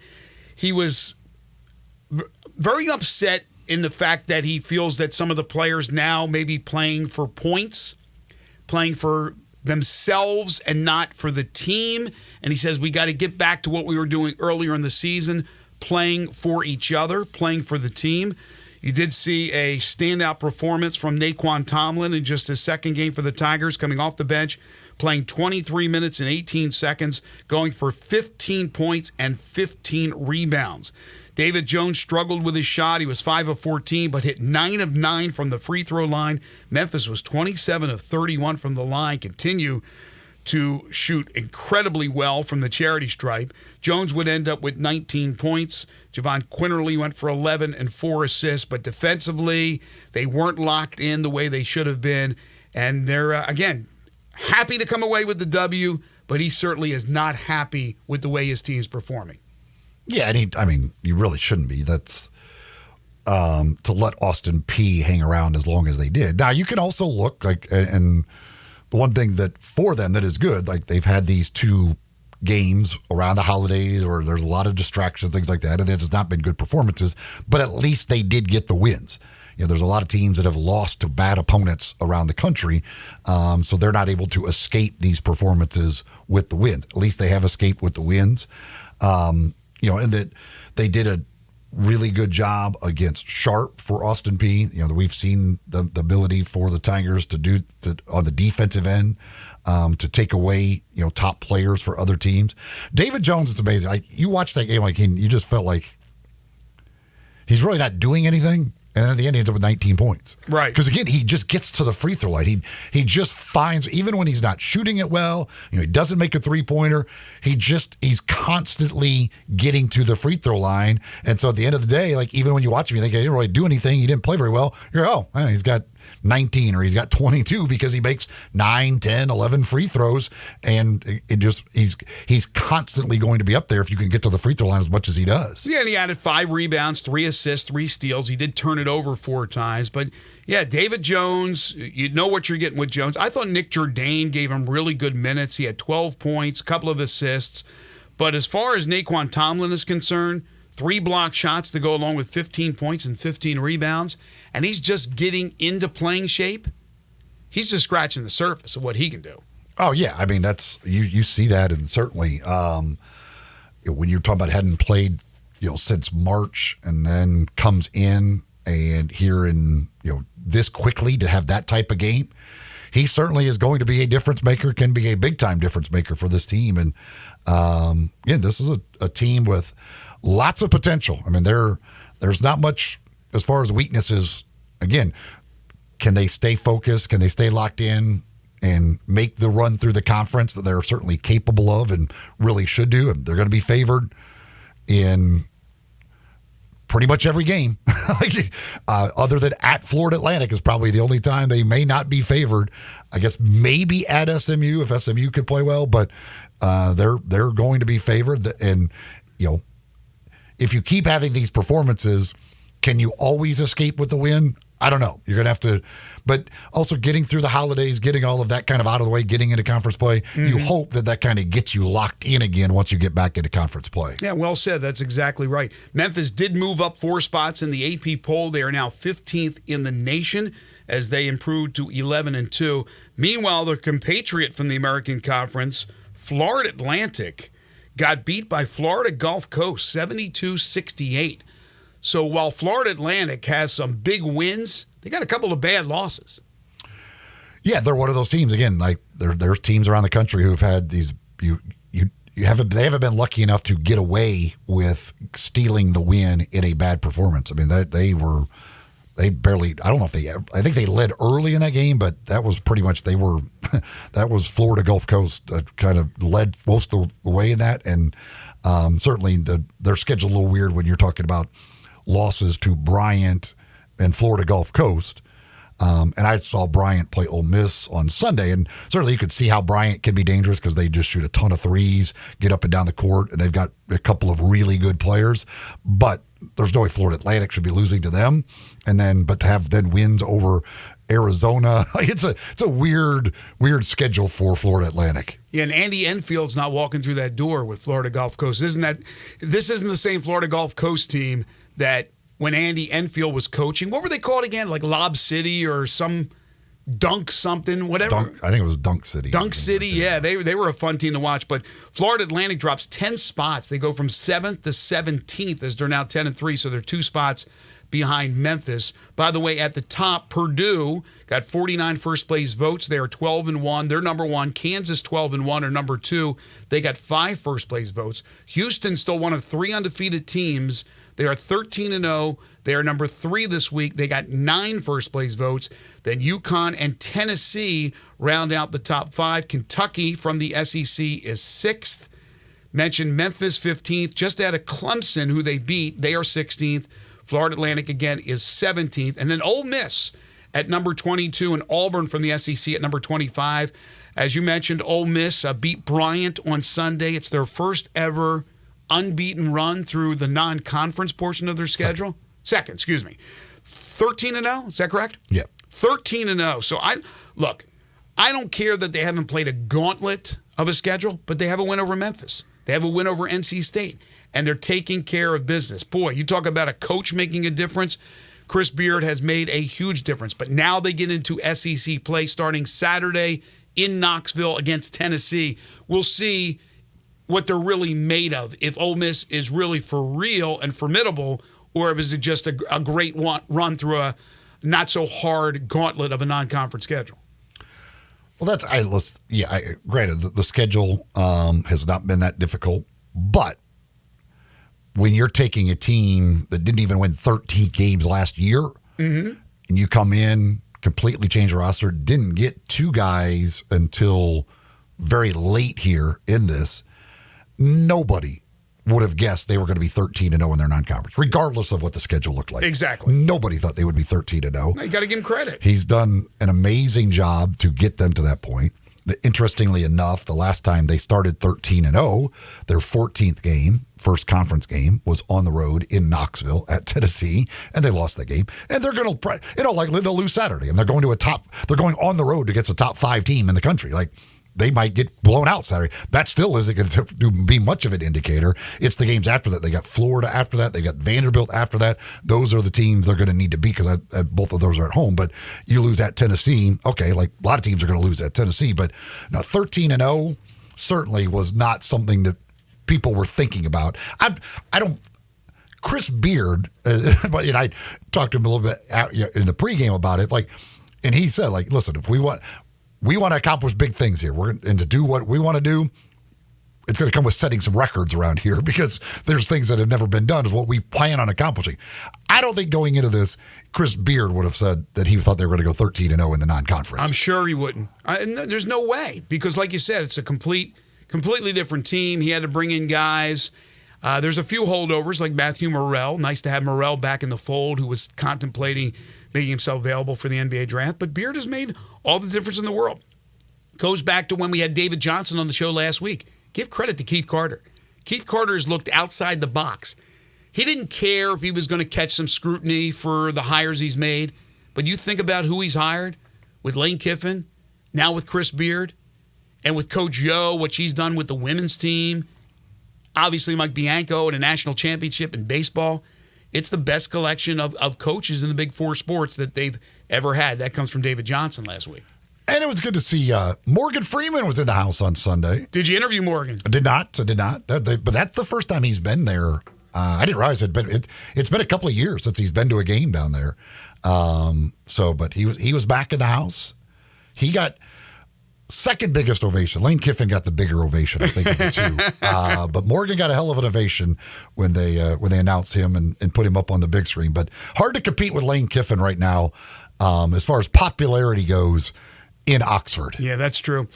Grizzlies tonight will host the San Antonio Spurs, and that means the first up-close and personal look for Grizzlies fans at Victor Wembanyama, unless they've been to a San Antonio Spurs game. Victor Wembanyama and the Spurs, not a great team, but certainly capable. And then tomorrow, Toronto comes into town. Toronto just made the big trade over the weekend, trading OG Anunoby. So for the Grizzlies, they got to figure out a way to win. They are healthier than they've been all season long. Not completely healthy, but healthier. Luke Kennard was back in the lineup on Sunday. But on Friday night after the loss in Denver where Ja didn't play, Ja returned to the lineup Friday night against the Clippers. They lost 117-106. And then Sunday back at home against Sacramento. And I know this is a good Sacramento team, but I said, if you're going to get back into the race just to get into the play-in, these are the type of games you need to win. And they got slaughtered. They got absolutely taken behind the woodshed by this good Sacramento team. They lose 123-92. And again, that's with Ja. That's with Marcus Smart. That's with Luke Kennard coming off the bench going for 17 points. They could not handle Domantas Sabonis, who went for 13 points, 21 rebounds, 12 assists. If they want to play in the postseason, at least get a shot at playing in the postseason, they got to figure out a way to acquire a center. Because Bismack Biyombo, he's been okay, but you're not getting any scoring from him. You have see why he was out of the league. Yeah, he was out of the league. He was available for a reason. He should have been a stopgap. X-Man, again, is a serviceable 2 or 3 center on your roster. If they really want to get back into this thing, they got to make a trade. I don't know if they're going to make a trade. So right now, the next 10 games are pivotal. They're up to 32 games played. That means they still have 50 games to go. The next 10, basically getting to the halfway point of the season, is going to tell me an awful lot whether or not this team can get back into it. And I know technically they're not 1,000 games behind the 10th spot, but come on. They're not playing well. They have to figure out a way to beat the better teams, but they also have to figure out a way to win at home. And that means tonight and tomorrow night. They absolutely 100% have to win these games. They have to figure out a way to grab a rebound. I mean, that's the bottom line. I still, that Sacramento game, the idea of one offensive, I don't think I've ever seen an NBA team get one offensive rebound. And they missed 52 shots. Think about that. One out of 52 opportunities. Right. You rebounded. Right. Like that's horrible. That's virtually impossible. And the Clippers game, they had a great night. They had 3. I mean, they were out-rebounded in those 2 games, 113-67. Grab a freaking rebound. You know what's a big part of this? I'm sorry he gets all the accolades. Everybody loves him, and I know he's a hell of a player. But Jaren Jackson Jr. is a bad rebounder. Jaren Jackson For a guy Jr. that size to not be able to get rebounds is pathetic. How many did he have in the Sacramento game? 3. He had 3 total rebounds. In the 2 games, Jaren played 65 minutes. He got 5 rebounds. That's ridiculous. Because to me, if I'm them, now this is the problem. But again, if you're getting out rebounded like this, doesn't matter. I'm starting Jaren at the 5 and putting Santi at the 4. I'm just doing the centers. Pretty much are useless at this point. So to me, I would start Jaren and Santi up front, but Jaren has to rebound. Somebody's got to rebound. Somebody on the team has to get a rebound. Again, that's 4 offensive rebounds in 2 games. Desmond Bane got 7 rebounds. In the Clippers game, they missed 49 shots. So out of 101 missed shots over 2 games, they got 4 rebounds. Wow. That's 5 dead people on the court would get more. The ball just falls to you. At some point, there's a shot you miss, and it comes to you. Somebody, it just caroms to somebody on your team.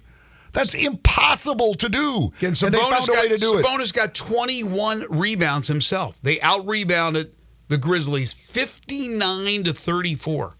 And I really thought they were going to win the game on Sunday, going in. I mean, tonight, yes, the Spurs are awful. So you got to beat them every time you play them, let alone at home. And then Toronto just lost to the damn Pistons and traded away maybe their best player. So you have to beat Toronto. Yes, although Toronto won yesterday after the big trade with the Knicks, as did the Knicks. But yeah, you have to win those 2 games. I'm getting to the point, I guess everybody's getting to that point where we're really antsy that it may not be even in the cards to get back into the competition, to be in the play-in, unless they can go on this winning streak. Or will management make any kind of move, or are they going to drop back and punt on the season? So these are things to keep an eye on. But again, tonight, your chance to see the big man, Victor Wembanyama. We do have a correct answer. And no tiebreaker needed. We will not open 2024 with a tiebreaker. We have one winner who was first, faster than everybody else that had the correct answer in our Humdingers trivia. The question was, who holds the NFL record for most consecutive 100-catch seasons? Stephon Diggs got his 4th straight this year, getting to exactly 100 on Sunday. He matches Marvin Harrison at 4. They are tied for second. First place with 6 consecutive 100 reception seasons. That goes to the crazy one himself. Antonio Brown holds the NFL record for most consecutive 100 reception seasons. It's not Jerry Rice. It's not Randy Moss, which I knew we'd get a lot of Jerry Rice answers. It is not Jerry Rice. And again, it is not Moss. It is Antonio Brown. Wow. I knew he was great. I did not know he had 6 straight 100-catch seasons. Wow. That's pretty amazing. All right.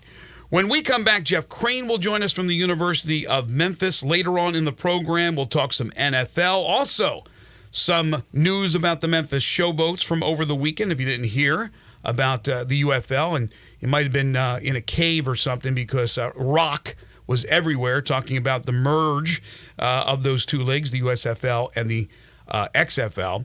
Also, a little bit later on in the show, we will discuss Rhodes Athletics with Zoe Goodson will join us as the Rhodes Lynx are back from their tournament in Las Vegas. James Gaddis Jewelers is the second hour sponsor of Sports 56 Mornings. They are your family's jeweler at 4900 Poplar between Mendenhall and St. Nick, on the web at gaddisjewelers.com. And now it's the after Christmas sale to usher in the new year. They got all types of great deals going on at James Gaddis Jewelers. This is a good time to look at purchasing jewelry or cars or things of that nature, because folks after Christmas holidays, some will get cash for the holidays. They'll get a check from grandma. They want to do something with that money. They want to buy something nice, and they want to get a discount in buying something. That's why there's so many deals after Christmas for anything, really, to be honest with you. But certainly for jewelry at James Gaddis Jewelers, they're your bridal, engagement, and anniversary jeweler headquarters. So if you're looking to get engaged, looking to pop the question in 2024, make sure that James Gaddis Jewelers is one of the jewelers you check out for their beautiful diamond rings, their engagement rings, wedding rings, their personally designed wedding sets. All their diamonds are independently graded and certified. They know there's a lot of competition, so James makes sure there's a price point to suit everyone's budget. So whether it be that beautiful engagement ring or any other fine jewelry, including watches of all types, necklaces, bracelets, earrings, pendants, gemstones of all types, one-of-a-kind estate and vintage jewelry, check out James Gaddis Jewelers at 4900 Poplar between Mendenhall and St. Nick. Tom, you heard it here on Sports 56 Mornings, or go online to gaddisjewelers.com. You're tuned in to Sports 56 Mornings with Greg and Eli on Real Sports Talk, Sports 56 and 98.5 FM. Broadcasting from the Family Leisure Studio, we are Sports 56 and 98.5 FM. Roofs, roofs, and more roofs. Chris Price here with Metro Builders. Is your roof leaking? Do you have mold stains on the ceiling of your home or business? Is your carrier denying your claim or offering a repair simply because they don't have enough documentation? You need a contractor that performs work for insurance claims for policyholders each and every day, and Metro Builders is here to assist. Call Metro Builders. At Metro Builders, we provide free estimates, consultation, and claim repairs. Metro Builders' process of arriving, inspecting, diagnosing problems, and estimating is second to none, commercial and residential. Our team of Hague-certified technicians are standing by to assist you with providing estimates and photos to your carrier to document your loss. All you owe is what your policy states. No large fees on top of the final scope. We use high-grade materials and are certified by companies like Atlas, CertainTeed, Owens Corning, and Mulehide with labor warranties up to 50 years on all of our jobs. Metro Builders provides roof repairs across the Mid-South. Call Metro Builders to schedule your inspection free. Call me. 901-375-1717. That's 901-375-1717. East Memphis Ace Hardware is more than just a hardware store. It's really a customer service store. With 20 employees along with complete inventory of items, big to little, finding what you need is easy. Choosing from a complete selection of Big Green Egg as well as Traeger and Weber grills. And the Garden Center has everything for your yard. You can get glass cut, repair screens, even new keys with key fob programming. Tools, nuts, bolts, screws. You need it, East Memphis Ace Hardware has it. And they're just down the street at the corner of Quince and White Station. I'm Gary York. I'm the service director at Lexus of Memphis. Our service department wants to be more than just a place where you get your oil changed. We do glass repair, windshield replacement, recalibration of your camera and sonar systems, even wheel repair, tire replacement, all the things you would expect from a luxury automotive dealer. Please check out our website. You can schedule your appointment, check out our specials, hours of operation, or if you'd like to do it in person, please reach out to one of our associates at 901-271-5199.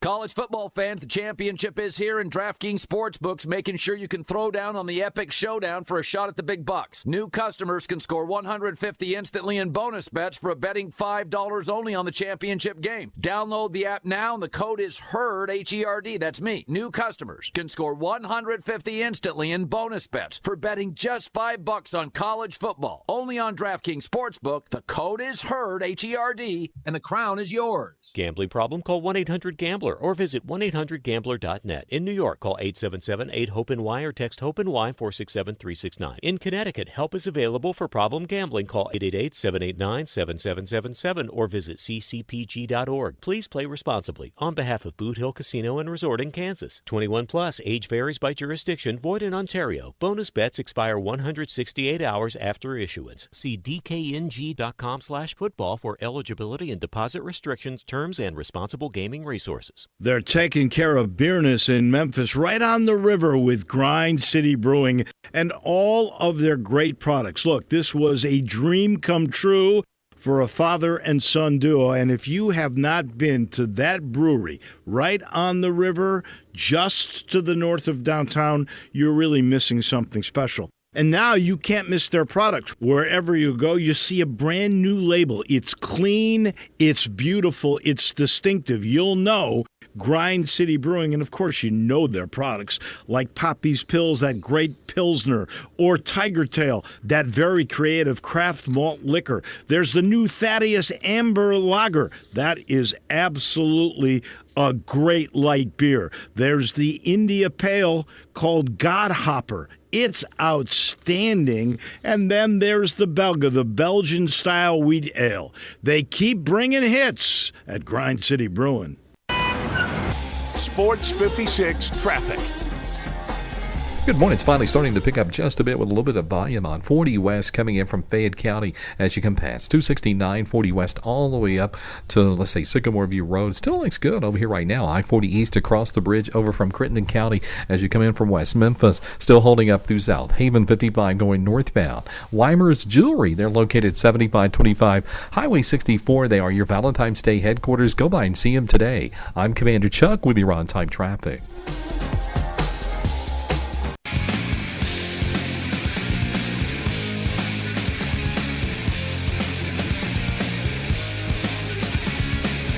Now back to Sports 56 Mornings on Sports 56 and 98.5 FM. This hour is brought to you by James Gaddis Jewelers. To reveal the full spectrum of its dazzling color. Here once again, Greg Gaston and Eli Savoy.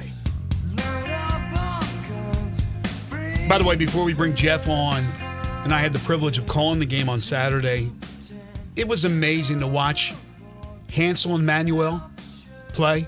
It's almost crazy to think like that he can play at that level, but it is a great story.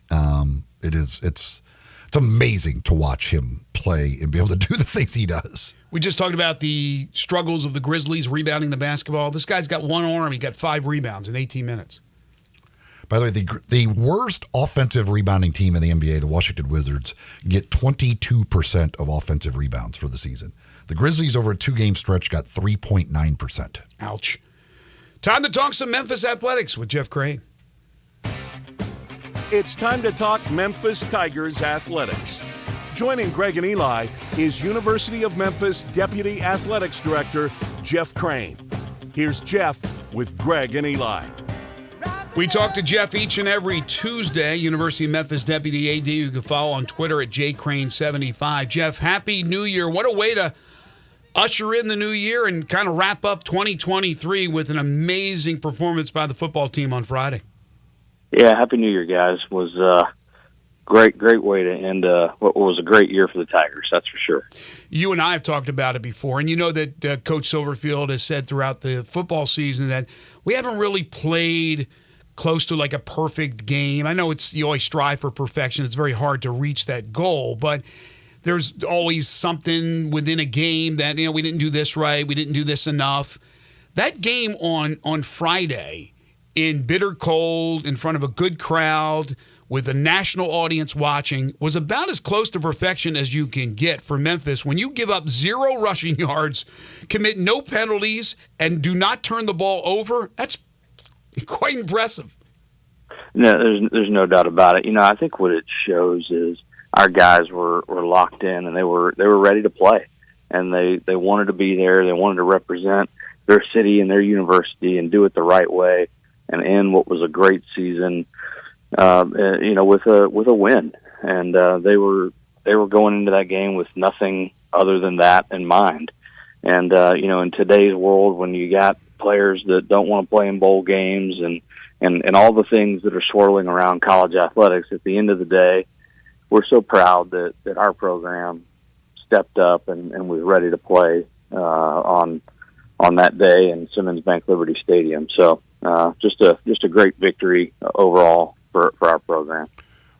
For you guys, we were talking about a 10-win football team coming off a very impressive bowl win, a ranked basketball team the final steps being taken for the stadium to be in your hands and renovations to begin. I mean, 2024 is starting off looking pretty darn good for you guys. Yeah, there's no doubt about it. A lot of reasons to be excited around our program, to say the least. And what an incredible year 2023 was. You know, I mean, lots of programs in the postseason: men's and women's soccer, men's basketball, football, with a bowl win. Just a lot of great things happening, and looking forward to starting 2024 off right. Shoot, we get to play our first tennis matches in Leftwich are about 10 days away for our men's and women's tennis program. So lots of big things on the horizon, and lots to get excited about. Did you guys get a chance to talk to any of the officials from Iowa State, their AD, maybe their president was there? I'm not sure if he was or not. And then any dignitaries from the Big 12 at the game? Just out of curiosity, if you had a chance to talk to them.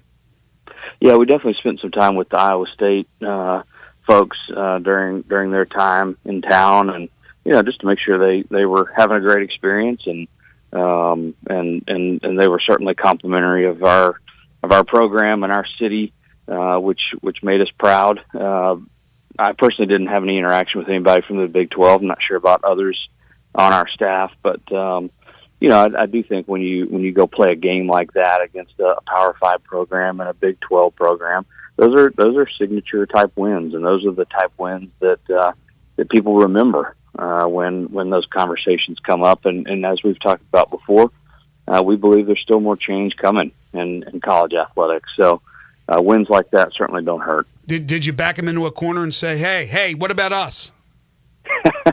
Yeah.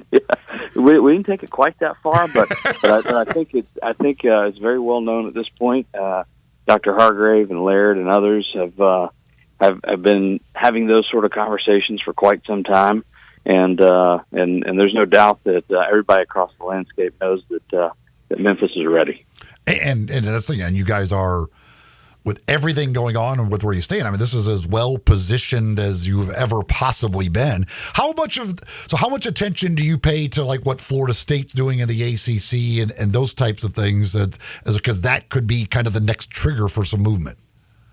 Yeah, I mean, as we've seen, it's all about dominoes that fall, and oftentimes those big dominoes have to fall first, and the rest of them follow behind.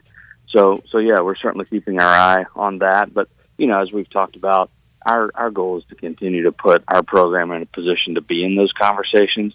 And if we get overly distracted by the what ifs, we can lose track of what's right in front of us. And as we've talked about too, we have lots of big things in front of us in the next few months. So I want to make sure we stay focused on that. I would imagine there will be some conversations. There probably are after every season with Laird and his coaches, but specifically with Ryan Silverfield. Yeah, absolutely. As Laird had indicated last week, those conversations have been ongoing with Coach Silverfield over the last few weeks, and we'll continue to do that. We're so proud of what he and his staff have done to get this program where it is, but this is not we've not reached the height of where this program needs and should, and we believe will ultimately be. We need to be in those conference championship conversations and those New Year's Six Bowl conversations again, and we fully trust that we will be. On the basketball side, now it turns to the conference portion of the schedule. And can folks still get the tickets where if you guys keep winning that they keep getting the ticket for the next game? Yeah, the Win Together campaign is still going. It'll go up through tip-off of the SMU game. So if you buy a ticket to the SMU game, which is on Sunday the 7th, I believe that is the day, it's $45 for that ticket. And every game after that we win, you get another ticket automatically loaded into your account. So great deal. We saw a lot of folks do that during this football season, and look forward to that opportunity coming for men's basketball as well. Is that a certain area of the arena, or is that for all tickets? Yeah, that's a $45 terrace level ticket. Terrace level, okay. All of those tickets are in the terrace level. All right, so what do you think so far? Here you got the Tigers at number 15 in the latest poll. I know Penny wasn't happy with their performance against Austin Peay, but another dub nonetheless. And as Eli just said, it's all conference play from here on out. Yeah, I mean, this is, I think what we're seeing is our program is at a point where, we're thinking about how we win games, which that's where you want to be. You want to be in a place where you're not satisfied with how you won a game. And there's no doubt that Coach Hardaway's got standards that he wants that program to meet, and he's gonna stick to that. So, really excited about what lies ahead on the conference front, and really need folks to be out there. I mean, as we've seen over the last 2 or 3 weeks in these big games, our crowds have pushed us toward victory, and that's a big part of the formula in FedEx Forum, and so happy with the crowds we've had up to this point, and looking forward to that continuing. So we were talking about this earlier, the nomination of Penny Hardaway for the Naismith Hall of Fame. You had D'Angelo Williams getting into the College Football Hall of Fame recently. You guys were out in Vegas for that ceremony. But again, more publicity, and rightly so. He deserved to be nominated years ago. He deserves to be in the Hall of Fame. But to get that recognition for one of your coaches or a former player just puts the spotlight more on the university. No question about it. The fact that Coach Hardaway's been nominated for that opportunity, it goes without saying that he is more than deserving of being in the Naismith Hall of Fame. But the light that it shines on our university and our program when our former student athletes and current coaches are receiving national attention, those are things that contribute to our ability to recruit and our ability to retain student athletes and coaches, and all that's part of the formula. So certainly excited for him, and so well deserving. All right, Jeff, we'll leave it on this. I'll ask you the obligatory stadium question. 1 week from today, I guess, is when the city council will meet again, reconvene, and hopefully pass the minutes from December, meaning that you will take over, as the school will, the operations of Simmons Bank Liberty Stadium. So is there any more information as to when do you think the actual renovation begins? Yeah, the answer is unfortunately no. We don't have that exact date nailed down yet, but we do anticipate that starting in a matter of a few months as opposed to years, let's say. And we'll start to work through that over the next couple of weeks to really identify when that will begin. We do anticipate that east side being the start of the renovation, and then we'll phase it out from there. But more to come on that. Just still a few weeks away. But if it's a couple of months, will that cause a delay in when we're talking about this thing being completed by? Yeah, I mean, not likely, because we originally were looking to start in early 24 anyway, and so a few weeks here, a few weeks there is not going to make an ultimate difference. But I think the most important thing is we've spent the last few months really looking at the project as a whole to see what are the things that meet the needs of the University of Memphis and our football program. And so that's taken some time to make sure we get that right. Obviously, a lot's changed and a lot's happened. We've got to raise some significant dollars over the next several months to make sure we can pay for the project. So that's a big part of the equation as well. And so we have started those fundraising efforts, but those things are going to take time. So lots of steps to still take, but lots of reasons to be excited, that's for sure. He is the University of Memphis Deputy Athletics Director Jeff Crane. You can follow him on Twitter at jcrane75 and catch him every Tuesday talking with us right here on Sports 56 Mornings. Again, Happy New Year, Jeff. Thank you so much, and we'll talk to you next week. Thanks so much, guys. Go Tigers, go. You need a tough, reliable tractor to tackle those tough chores. Well, the folks at Mid-South Ag Equipment have just that. Just what you're looking for with the Case IH Farmall Series. Of course, they've got that, plus much, much more bush hog equipment and others that you'll find at Mid-South Ag Equipment. And you'll find Mid-South Ag Equipment just south of Collierville on Goodman Road. Go by, see them. Check out that Case IH Farmall Series. Of course, you can find them online as well at midsouthag.com and get all the information you need there about what they've got inventory-wise, from new equipment to pre-owned equipment. If you need service on your current equipment, they can take care of you there as well. Easy to get to. All you can do is take I-269 to the Goodman Road exit it, and they are just a half mile west. Easy to find the folks at Mid-South Ag Equipment. Showboats news from the weekend. We'll talk about that when we return. We got the NFL to get to in hour 3, plus Zoe Goodson from Rhodes will join us. This is Sports 56 Mornings with Greg and Eli on Real Sports Talk, Sports 56 and 98.5 FM. Be sure to follow us at Sports 56 WHBQ on Twitter, Facebook, Instagram, and YouTube to watch live video of our shows, stay up to date with station events, and have chances to win prizes. Don't miss out on anything that's going on. Follow us at Sports 56 WHBQ.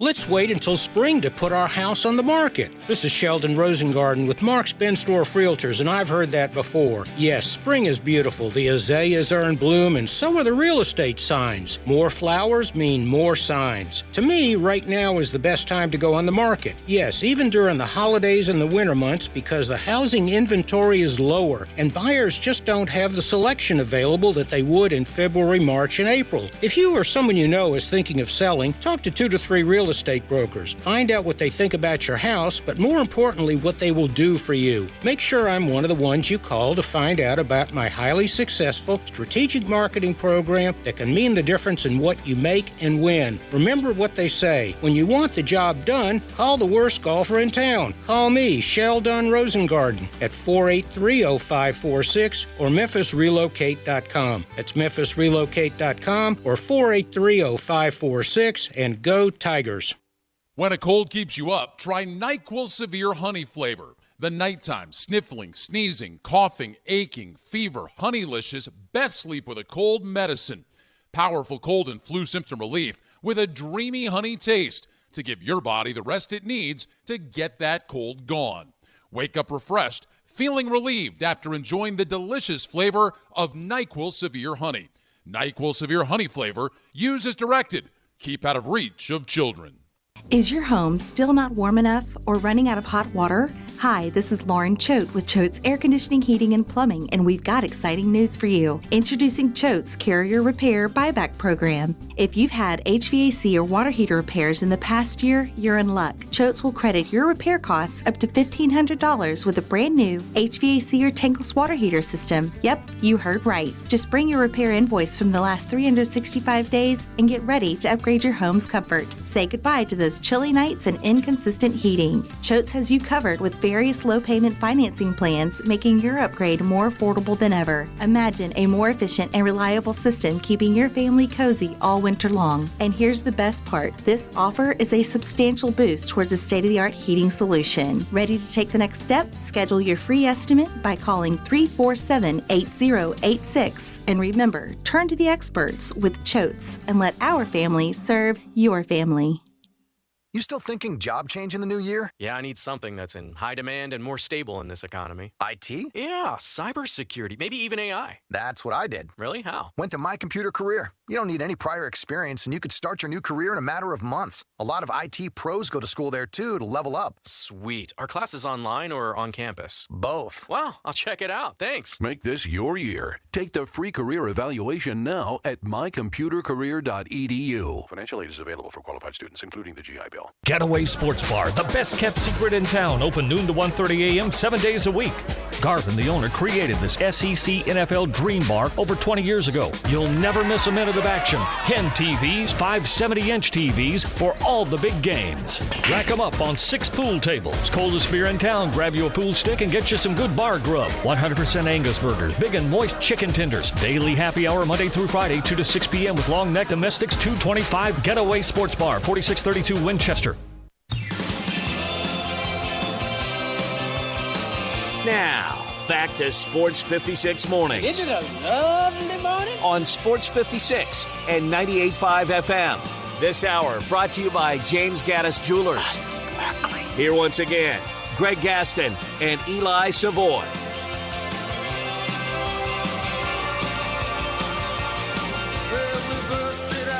Welcome back, everyone. Final minutes here of Hour 2. Hour 3 still to come. We'll talk with Zoe Goodson as we have our weekly Roads segment. We'll get into the NFL as well. 1 week to go in the regular season. A couple of other notes, and then I wanted to talk about the USFL XFL merger and that news from over the weekend. The Knicks-Toronto trade, for those who missed it, Toronto gets R.J. Barrett, Emmanuel Quickly. They played already for Toronto, so they'll be with the team presumably tomorrow night in Memphis, but they played yesterday. Toronto won. The Knicks get OG Anunoby, Precious Achiuwa, the former Memphis Tiger, and Malachi Flynn. I know Anunoby was a guy that Memphis was certainly after in the offseason. Yeah, he would certainly was a target that had been talked about for the Grizzlies for a long time.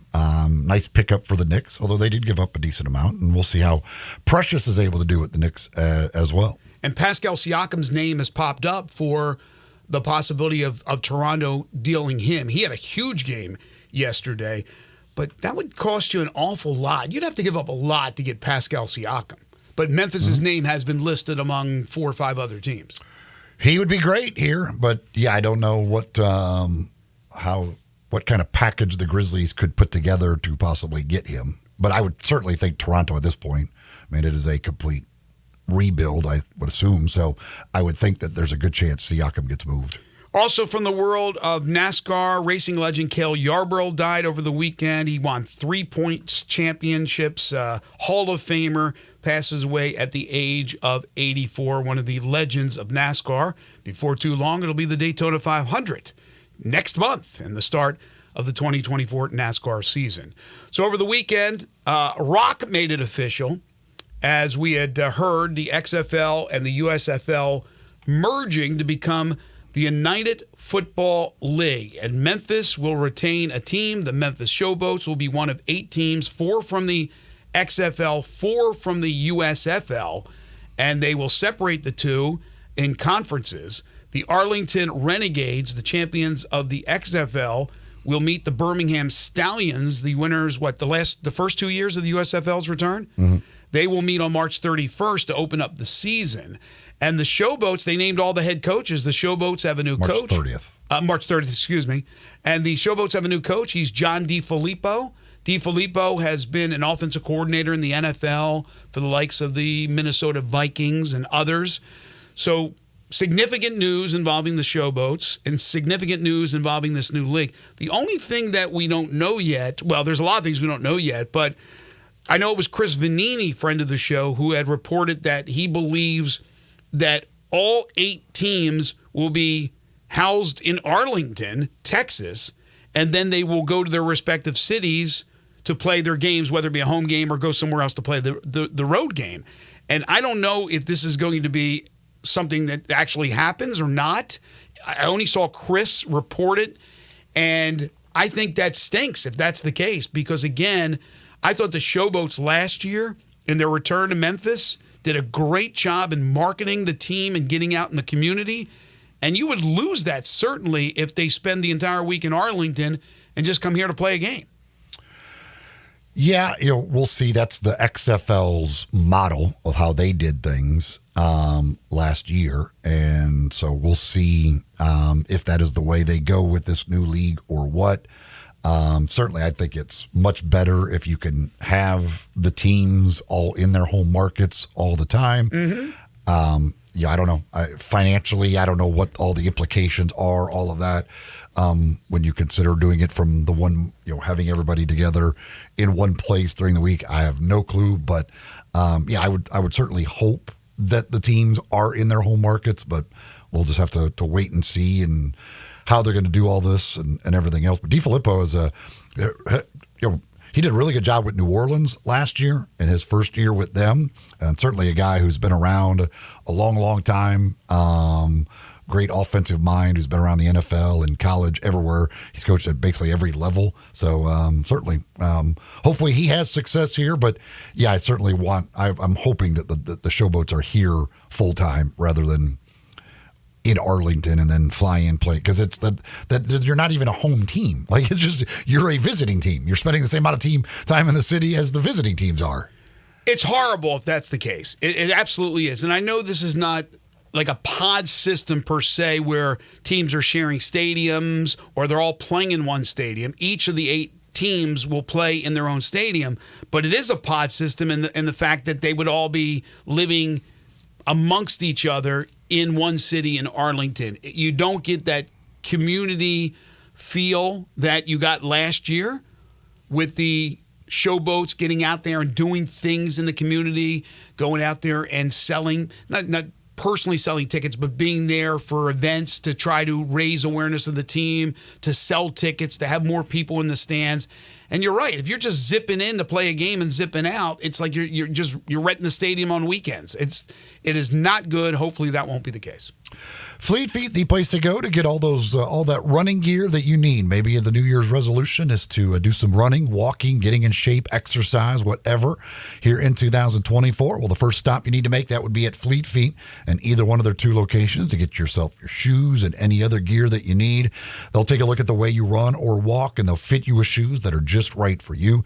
They've got two locations in East Memphis. They're in Laurelwood Shopping Center, out in Collierville, Poplar, and Houston Levy, next to the Hueys there. So you could go into either one of the two stores and talk to the folks there, let them get you fitted in those shoes. And if you've got questions about getting started in running or anything like that, the folks at Fleet Feet certainly can help you because they're all runners. They're all about runners. They also do group runs and other things that you can get involved with. Check them out online at fleetfeetmemphis.com or on social media to keep up to date with those things they've got going on that you can get involved with the folks at Fleet Feet. You're tuned in to Sports 56 Mornings with Greg and Eli on Real Sports Talk, Sports 56 and 98.5 FM.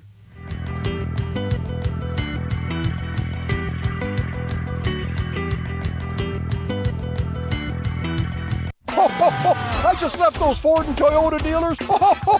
You want to see their selection of new cars and trucks? And you should see their prices.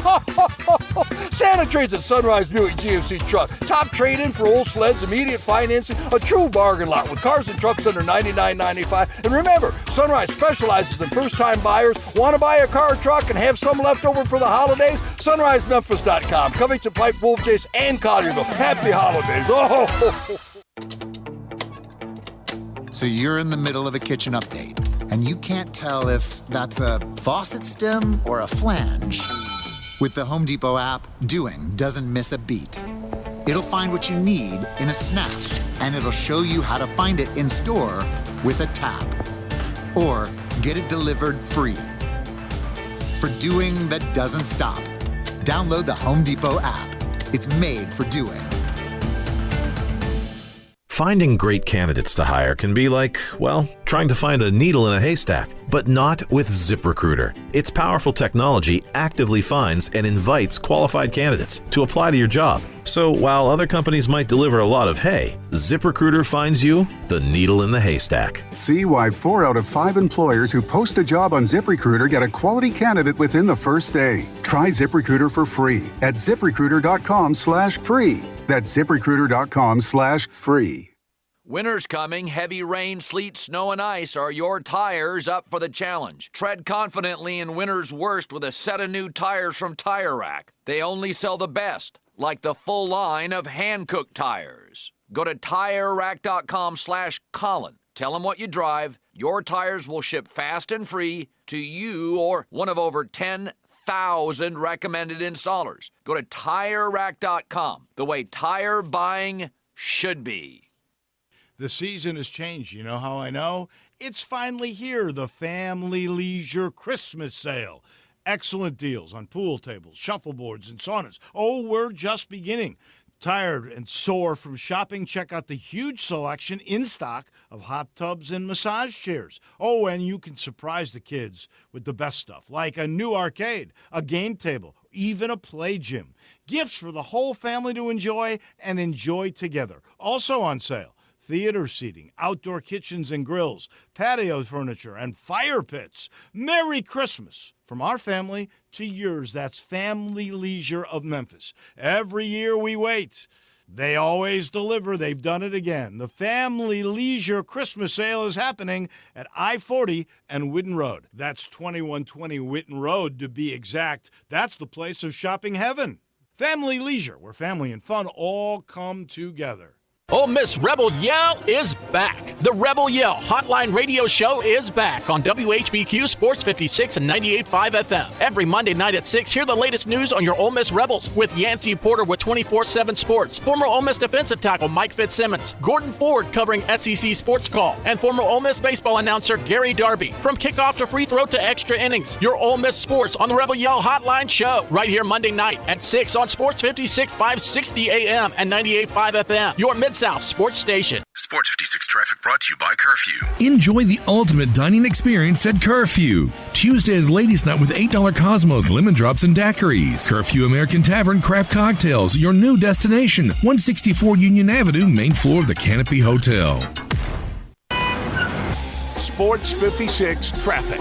Good morning. It hadn't been that bad this morning as far as serious wrecks out here. We've seen a couple of mishaps. Still lots of radar down I-40 this morning coming in from Fayette County, heading towards Shelby County. Still looks good right now. Over here on 51 coming in from Millington. 55 has been quiet so far up through DeSoto County, headed up into South Memphis. 24/7 reliable crane and rigging services right here in Memphis. It's Tomahawk Crane and Rigging. They're online. Check them out. TomahawkCrane.com. I'm Commander Chuck with your on-time traffic. We are Sports 56, WHBQ Memphis, and W253 DF Memphis, Flynn Broadcasting Stations. Now back to Sports 56 Mornings on Sports 56 and 98.5 FM. This hour is brought to you by Acura of Memphis. Okay, this car looked great wrapped around you, Here once again, Greg Gaston and Eli Savoy. Welcome back, everyone. 9:03 the time. Hour number 3 here on Sports 56 Mornings, our first show of 2024, the Tuesday, January 2nd, 2024 edition. Still quite cold out there, 28 degrees. And we're looking at a high today of only about 42, cloudy skies for the most part, and then dipping again to the low 30s, maybe upper 20s tonight for your Tuesday evening. Greg Gaston, Eli Savoy, Zach Boyd with you from the Family Leisure Studios. Their floor model sale is underway at Family Leisure, 2120 Whitten Road, just north of I-40. It's Tuesday. It's time to talk some Rhodes athletics. It's time to go inside Rhodes College Athletics on Sports 56 Mornings. Every week, a representative from Rhodes will join Greg and Eli to talk about all things Lynx. Let's go inside Rhodes Athletics now on Sports 56 and 98.5 FM. We are joined once again by the head basketball coach of the Rhodes men's basketball team, Zoe Goodson. You can follow him on Twitter at Zoe Goodson. And good to see you. You made it back from Las Vegas alive and in one piece. Everybody's back, happy, no issues. We had a great week. Could have been better on the floor, but 1-1 wasn't too bad. But yeah, everybody's back, healthy and safe, and had a really good time. Happy New Year to you. Happy New Year to everybody. So the Las Vegas tournament is what Coach is talking about, where Rhodes knocked off Whittier from California, 84-79 in the first game, and then on Saturday lost to Laverne, also from California, correct? Correct. 85-61. So you guys at 7-5 overall after the 1-1 weekend. We were talking before we came back from the break, and you shoot a lot of threes, so sometimes you live by the three, right, and you die by the three, and that seemed to be the case over the weekend. No doubt about it. And, I think we talked about it last week on the show is we get out in transition, we shoot a lot of threes. And so sometimes when you deal with a different venue, we're accustomed to playing in smaller gyms, smaller arenas, and we walked into an arena that was very different. And during shoot-around, you could kind of sense there was a little bit of something that was off. But it is what it is, and we did a really good job in the Whittier game of attacking the rim and continue. Of course, you see where we got 21 offensive rebounds in that game, and that was the difference maker in that game. We shot a lot of threes, but we were able to get the putbacks, and so it was a different venue than we've ever seen, than we'll probably ever play in the rest of the year. But it was good for the guys to know that you got to be able to adjust.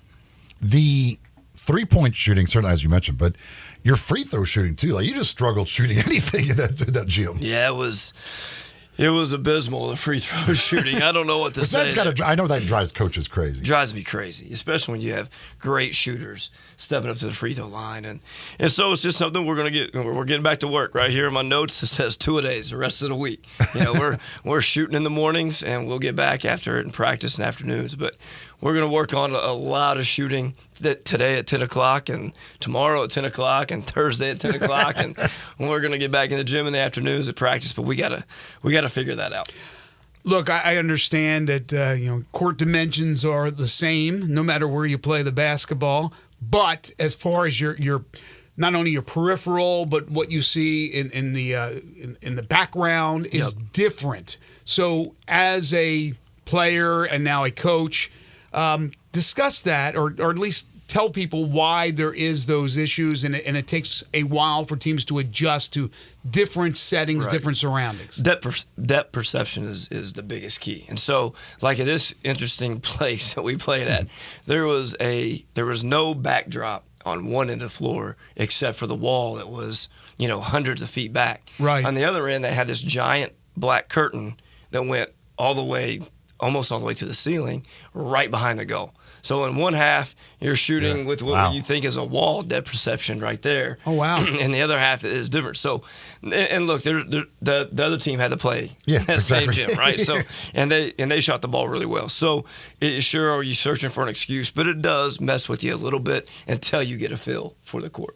So what, going one-on-one out there, we talked about this is a premier event as far as Division III basketball goes.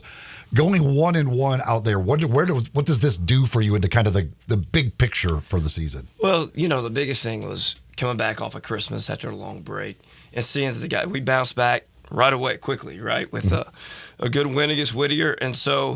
And we played two very talented teams, athletically talented, very talented teams. And both teams had played a really tough schedule up to this point. So we knew, even though the records didn't indicate that they were a really good team, they were really good teams. Mm-hmm. And so we knew what we were getting ourselves into going out to this event. But, on the flip side, a guy like Phil, it comes out all-tournament team. So, he gets some great national recognition for himself while being out there. But so did the team. All the guys did. And, a guy like Xavier, who had 2 double-doubles while he was out there, he caught the eye of a lot of people. So, one of the committee members stopped me on our way out after the loss and it's like, hey, you guys passed the eye test. And that was even after the loss. So those are things you want to hear coming from a place like that. Well, not only do you get that exposure from being a prominent Division III tournament, but also it gets you ready for conference play because you're playing good caliber competition and you're jumping right into the fire this weekend. That's you're right. heading down to Georgia to play Barry and to play Oglethorpe. So to play these type of tournaments, it's not just because of the pizzazz of doing so and getting away, Correct. but it's also because it helps you for tournament action. That's right? exactly right. Like you just said, we're jumping into the deep end this weekend and Barry, a great team. They played probably one of the toughest schedules in the country, period. And so we know that we've got our work cut out for us this weekend with both teams. Oglethorpe has beat Barry already this year, so we got a tough weekend coming up. So by playing two very talented teams this past week, we did exactly what you said. We are prepared more so now going into this weekend. And I guess from a coaching perspective, there's going to be games throughout a season where you just don't shoot the ball well. Like that's going to happen. As long as your team's playing hard, I guess if nobody wants to lose, but at least you feel a little bit better. Like, hey, we played hard. Right. Shots just didn't go in. And if shots don't go in, that's going to happen sometimes. And that's what we talked about after the game. Was I wasn't going to go in and go crazy and scream and yell. That wasn't going to get anything for anybody. It would only make me feel worse after I walked out of there. So, the thing that we talked about, the guys played hard. Check that box. They played hard the entire game. They tried to rebound. They dove on the floor. They did all the little things what you're looking at when you you want to measure effort. So, we checked that box. They executed plays well. We just didn't make shots. And so you turn the page quickly. And that's what I told them. And I said, look, our goals are still the same. We're still 1-0 in the league. There's a lot of things that we're really, mindful of and task-oriented. And so we're looking at league play now. And so what do we got to do to get better and fix that? So, And we did. So, and the biggest thing was we're not going to watch this film. We're going to move on, and we're going to start focusing on Barry. That's what you say after the game, once you've calmed down, thought about what you want to say to the kids. But during the game, especially during timeouts, what are you saying to a team, again, where you know that they're just having an off day shooting the ball? But what can you say? Continue to work on, executing play. I never talk about, hey, we're only looking at this. We're still trying to win the game no matter what the score is, right? And so, we were down, I think, 18 with 12 to go, and it was about possessions at that point. I'm talking to them about winning possessions and continuing with high-level effort and making sure that they understand we're still playing for the next game. And so we got to play for the next day and continue to get better throughout that game because we can use it to get better. But, I was trying to win every 4-minute segment. I was trying to save timeouts to win every 2 to 3 minutes and give them a break. And so you're just telling them, drive at this point. You're not seeing the ball go through the net from threes. So drive and try to find the open man for later. Well, first of all, even when driving, you're like, you would think be aggressive and maybe we get to the free throw line, but the free throws aren't going in either. So that doesn't help us either. On the defensive end, how did you think the guys played? That's what our assistant coaches were reminding me of after the game was our defensive efficiency rating was still really good. So defensively, we could definitely be better on certain things. We're a little bit slow on our closeout angle and different things like that, but we're definitely getting there. You can see the guys are growing up and adjusted to the new defensive philosophy from where they were prior to being here. So we're getting there, and so the biggest thing that we gotta do is we gotta contain the drive better. We've just been really weak at that all year. I'm sure that you don't change your philosophy of what you want to do, even though you may face a team that's better suited to guard the perimeter. But when you do run into those type of teams, and I'm not sure if Barry or Oglethorpe or whoever is that type of team that really guards against the three, and you're three-point oriented, right? I'm sure there's slight adjustments. What do you do as far as strategy in those situations? Everybody somewhere they have something that they're going to give up, in their defensive strategy. So you try to figure out what that is. Are they weaker at guarding the corner three? Are they weaker at guarding, in the slot or the top of the key or whatever it is? And you do adjust plays, calling, setting up plays to get shots in certain areas. But, for the most part, we've done a really good job of making teams play to us and really adjust to our style of play. And we did not do that against Laverne at all. So now going into this week, we got to get back to playing up-tempo, both games and really get out and go because then we get to dictate where those shots come from instead of them. And now for conference play, it's basically every Friday, Sunday, the rest of the way? Friday, Sunday Warriors, all the way through every other day, on Friday to Sunday. So 8 o'clock games Friday nights, 3 o'clock on Sunday. All right, now the dirt. How was Vegas? It was great. The guys really enjoyed it. Most of our guys have never been there, so they got to take advantage of some great restaurants. Gave them plenty of free time. I tell them all the time, I treat them like grown men because they are. So trusted them, and nobody had any issues, and so everybody came back in one piece. I always get a kick out of with me, it's like when I go with somebody and they're going to New York for the first time, especially if they're from small city, and they're like their eyes get so big, like they can't believe what they're seeing. Those who had not been to Vegas, what was it like for them when they first stepped off the plane and then got out of the airport and went, oh, my God. Didn't even take them to step off the plane. They were like leaning across each other, trying to get pictures out the plane window as we're coming in and being loud. When you're flying in and you see the strip, you're like, what? It is. Because it's such the weird setting of the desert. And you just you don't see anything until you see that. It's just a different world. You come over the mountain and there it is, right? And so we flew in during the day, so they didn't get the chance to see the lights at night like that from above, but they were sharing in the group text. They were sharing all their pictures from their flight in, and I think they really enjoyed the experience and getting a chance to. We stayed on the strip, so they got to get up and down and really take it all in. So I was happy for them for that. And that's the thing too. I mean, look, you guys you're on a mission to win, to get to the NCAA Division III tournament. I understand all that, but also These are college kids. They're trying to enjoy themselves. They're getting their education, but having fun. And you have to make that nice mix as a coach of having the guys get out there and having fun and having entertainment for them, but also trying to complete the mission that you've put together for them.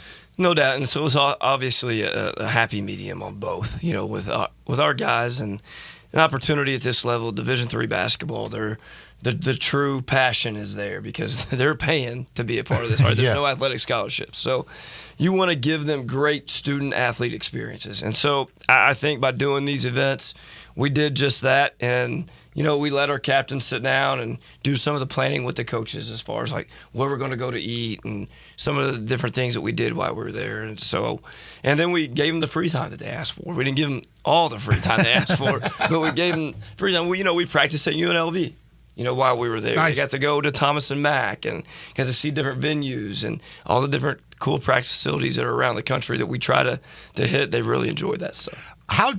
That's when you talk about free time on these types of trips. Like you said, you want to give them some free time, but you're also there for on a business trip to win games. So how do you try and balance that aspect of it?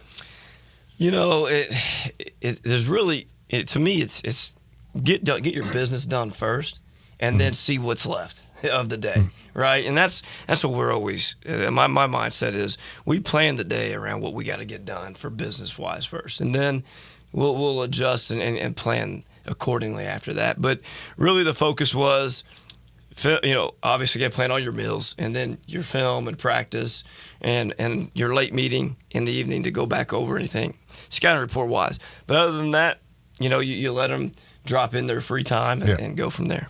So where are you as you enter 2024 health-wise?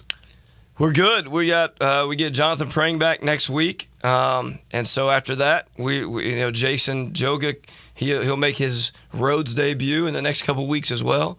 And knock on wood, we're pretty healthy. Other than my sinus infection, we're in a good place. All right, and once again, Barry, Oglethorpe, big challenge for you guys. A little bit about each one of those opponents. Yeah, I mean, both super, super talented, very athletic teams. Barry's got Player of the Year, Chase Ellis coming back, Defensive Player of the Year, and Braxton coming back. So, very talented team there.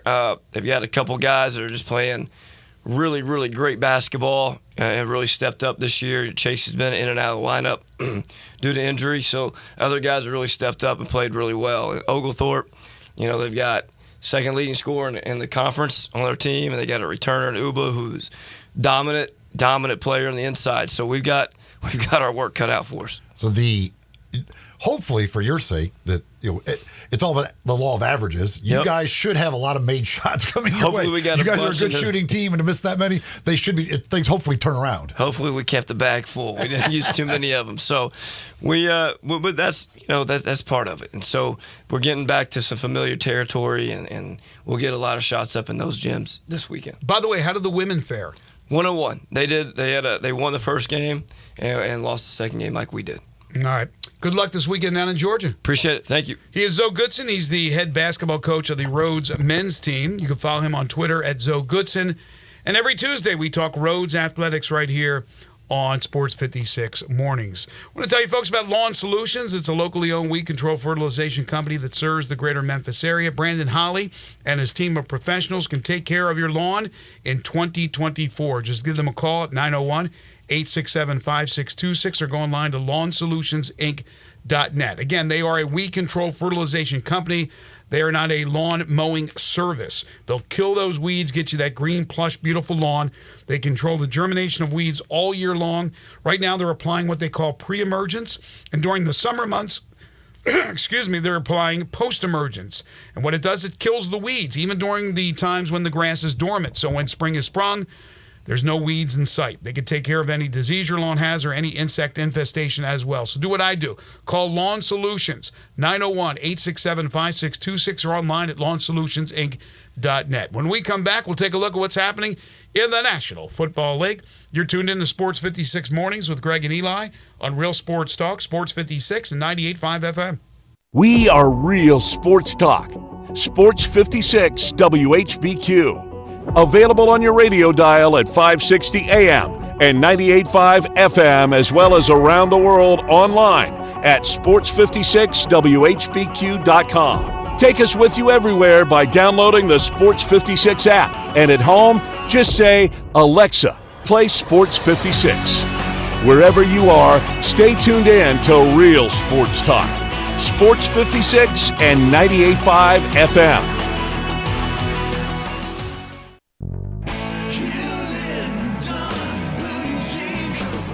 Hewlett & Dunn Boot and Clothing Company, we have it all. From handmade Amish leather belts, fine and casual clothing, boots, casual boots, work boots, fancy boots, and even safety-toed boots. Lots of cowboy hats to choose from, even Nebo lights, good-looking duck head dress shirts, duck head caps, shorts, and pants. Tons of jeans from Ariat, Wrangler, Devil Dog, and Kimes Ranch jeans. At Hewlett & Dunn, we have a great selection of Old South t-shirts and caps. Fine clothing from dress to casual to Sunday best. Enjoy choosing from UFO's orthopedic-approved shoes. Hewlett & Dunn Boot and Clothing Company. Boots of every size, every color, every skin. Great quality Western, work, and safety toe boots. Hewlett & Dunn Boots and Clothing Company. 111 North Center Street, Collierville. Hewlett & Dunn.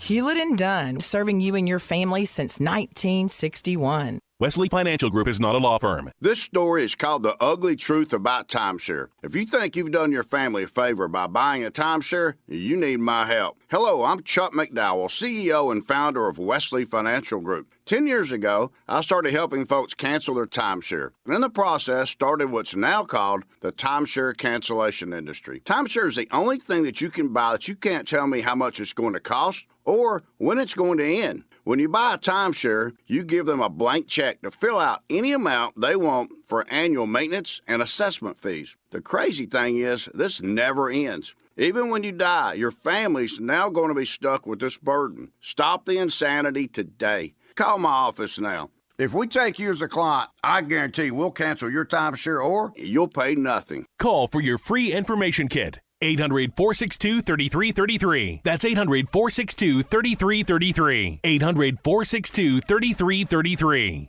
Do you know one of the best things you can do for your employees or family's health? Provide Arctic Clear bottled water. Arctic Clear bottled water is your locally owned and operated bottled water provider. Arctic Clear is 100% natural spring water with free delivery and setup, dependable service, and no long-term contracts. What an easy choice. Call Jeff Manus today, 901-382-2363, or visit arctic-clear.com. Arctic Clear bottled water. Call now, 382-2363. That's 382-2363.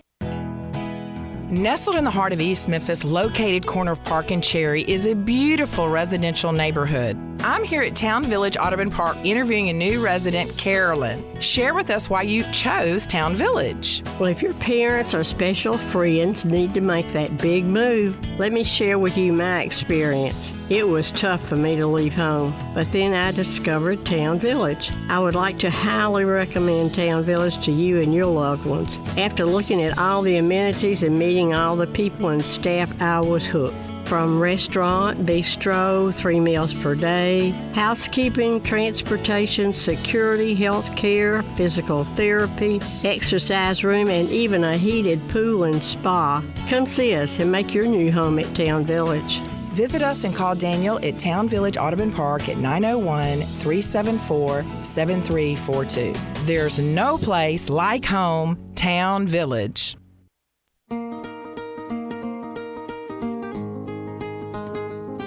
Now back to Sports 56 Mornings on Sports 56 and 98.5 FM. This hour is brought to you by Acura of Memphis. Get them to sign on the line which is dotted. Here once again, Greg Gaston and Eli Savoy. Gonna put the world away for a minute. Pretend I don't live. Welcome back, everyone. 9:25 is the time. We have been busy, to say the least, here on this program, talking everything from college bowl games to the NBA to college basketball, now to the NFL. Week 17 wrapped up. Now we got 1 week to go in the regular season. Still a lot at stake coming up this weekend, but a look back at Week 17, which began last Thursday with Cleveland beating the New York Jets 37-20. Browns playoff bound at 11-5. And then there was the one game on Saturday, which ended up being pretty controversial. A game that went down to the wire and then some. Dallas, your Cowboys knocking off Detroit 20-19. Both teams now at 11-5. Dallas still playing for the NFC East title. The Lions have wrapped up the NFC North. They're both in the playoffs, but the whole finish with Dan Campbell going for 2 and then the report or not report and the officials screwing things up. What was your take? I didn't get a chance to see it. I was doing the Tiger game, but your take on that whole fiasco.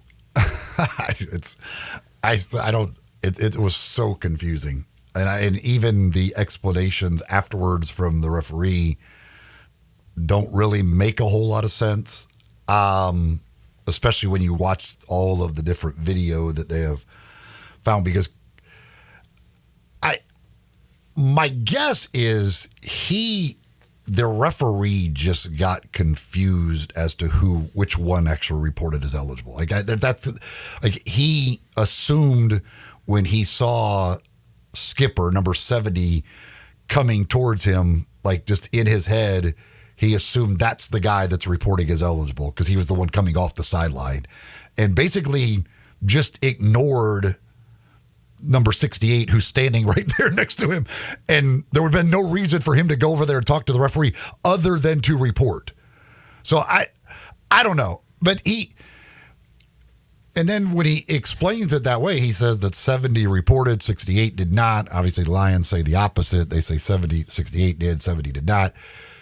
But he also then said that there was a flag thrown for an illegal formation, which would be correct if based on what they thought. If they thought 70 reported and 68 did not, it would be an illegal formation. I still don't see that flag. I didn't see that flag get thrown.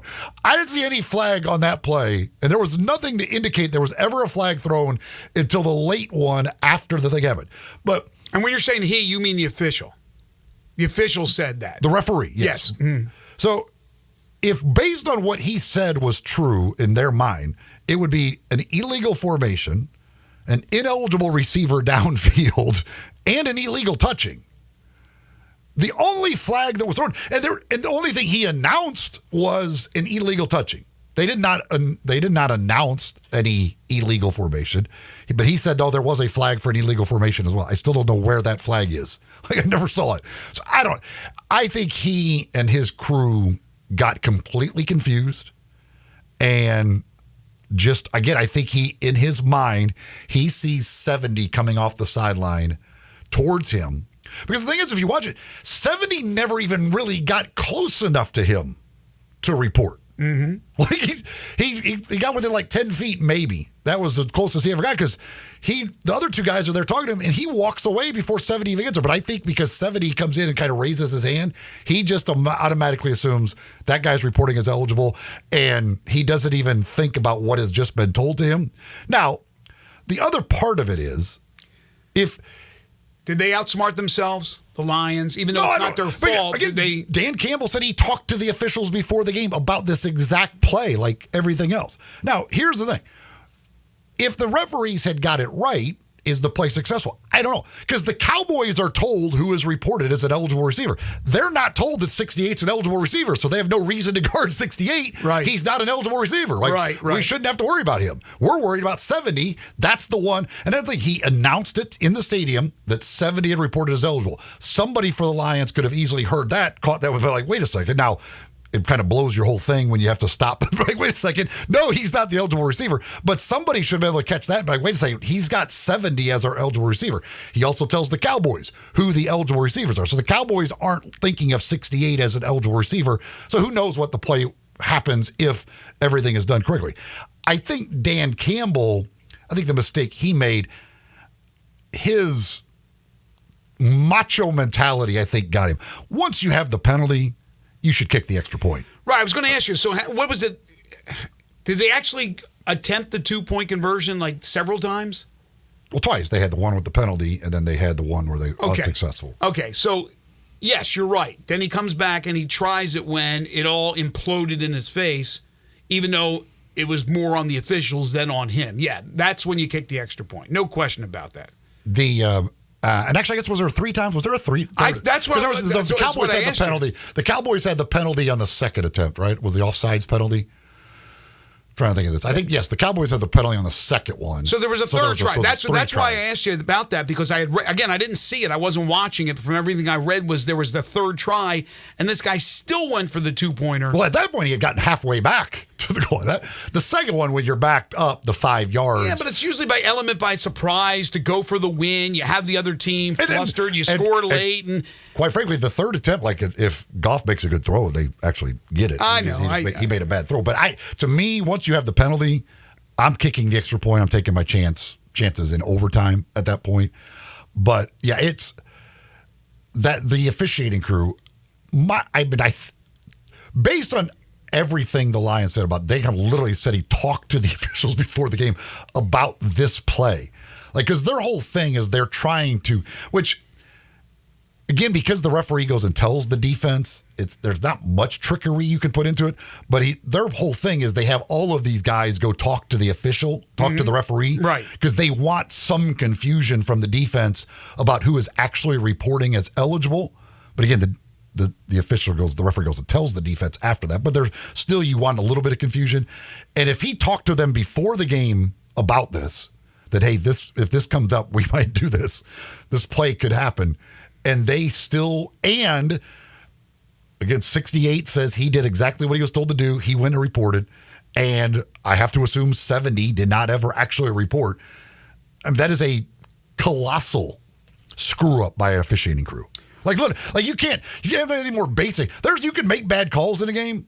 There's nothing more basic than what a guy comes and tells you. Like if a guy comes and reports as eligible and you screw up which one of the guys it actually was that told you he was eligible, that is a colossal screw up by an officiating It's crew. a colossal screw up, but like you said, if Dallas actually knew who the guy was that was reporting, maybe they would have stopped it. Who knows? But the fact is, Detroit went for it. He's a gambler. I don't mind that. But what did it cost the Lions in the long run? There was a chance that they could have been the number 2 overall? Well, yeah, if they would have won that, if the Lions win that game, they would be behind the 49ers. They would be the number 2 seed. Right. So the Philadelphia loss. So who knows how much he cost them going for it? But again, that's why people like Dan Campbell, because he's aggressive. He does it. Now, as far as the Cowboys are concerned, going into this weekend, the Cowboys play at Washington. The Eagles play at the Giants. If the Cowboys win, they win the NFC East. Mm-hmm. Okay, so it's simple. They win. If they lose and the Eagles win, the Eagles are NFC East champions. They would win based of the conference record tiebreaker. Okay. Elsewhere, Week 17, the Baltimore Ravens. Right now, it's the Harbaugh's world, and we're just living in it.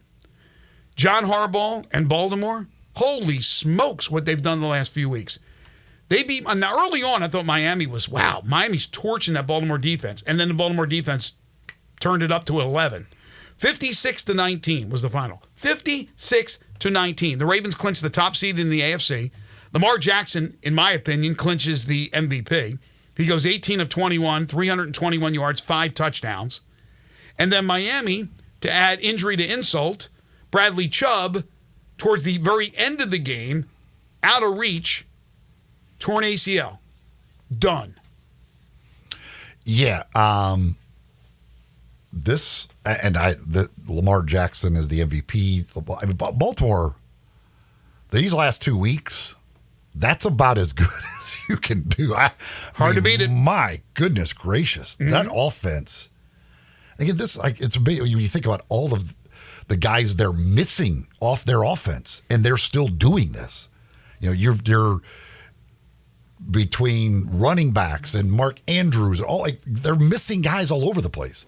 And yet, they're going out and putting up 50, and they're blowing other really good teams out. They right now look like unbeatable based off these 2 weeks. You'd be like, this team, how the hell are you beating this team? Their defense is really good. We know that. And their offense is just basically in an unstoppable mode. Could you imagine Jim Harbaugh and Michigan win the national title, which they have one game to win to do that, and John Harbaugh and Baltimore win the Super Bowl?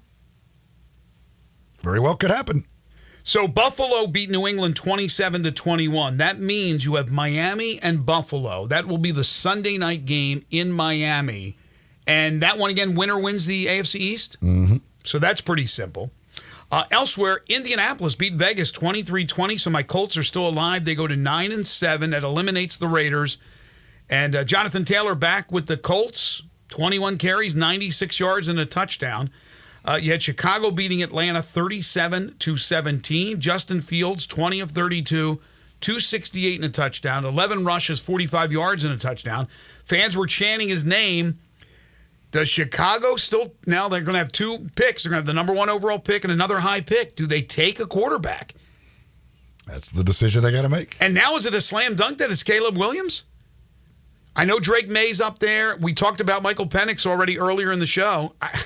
Michael Penix, to me, I think he's going to be the best of the bunch. I've said it. This is not, hindsight. Anybody who listens to this show know I've been on Michael Penix's bandwagon for a long time. But I wonder what it does as far as whether they take a quarterback, if it changes or alters what they want to do there, or if they take a quarterback at all. Fields played very well towards the end of the season. One more game to go. Jacksonville beat Carolina 26-0. No Trevor Lawrence. Didn't matter. Travis Etienne, 16 carries, 102 yards, and a couple of touchdowns. The Rams clinch a spot. They beat the Giants 26-25. The Rams at 9-7. After all the injuries to start the year, they've gotten healthy. Look pretty good. Yeah, I mean, they've the last 5-6 weeks, they've certainly been one of the best teams in the NFC. I mean, they've been consistent. Stafford's playing well. They've got, obviously, Nakua with the season he's had, and Cooper Kupp. They've got plenty of weapons. You've got Aaron Donald on the defensive side of the ball, Ramsey. They are a dangerous team in the postseason. A team that obviously has plenty of experience with the Super Bowl, all of that stuff. That is a team that could be dangerous in the postseason. And they nearly lost that game. The Giants got a 94-yard punt return for a touchdown with 3:27 to play, but they went for 2, and they came up short. The Eagles, what is going on? Losing at home to Arizona, 35-31 in a meaningful game. They lose at home to Arizona. Kyler Murray, 25 of 31, 232, 3 touchdowns and a pick. Good to see Kyler Murray playing at a high level. James Conner had the 2-yard go-ahead touchdown run with 32 seconds left. Jalen Hurts threw 3 touchdowns, had a pick, but the Eagles, just something's amiss. That is such a bad loss. I am stunned that they lost that game. I mean, you're playing for to win a division. You've got a 21-6 lead over a 3-win team on your home field, and you lose that game. That's mind-blowing. Like, I don't. By the way, Arizona technically is the champion of the NFC East since they have the wins over the Cowboys and the Eagles.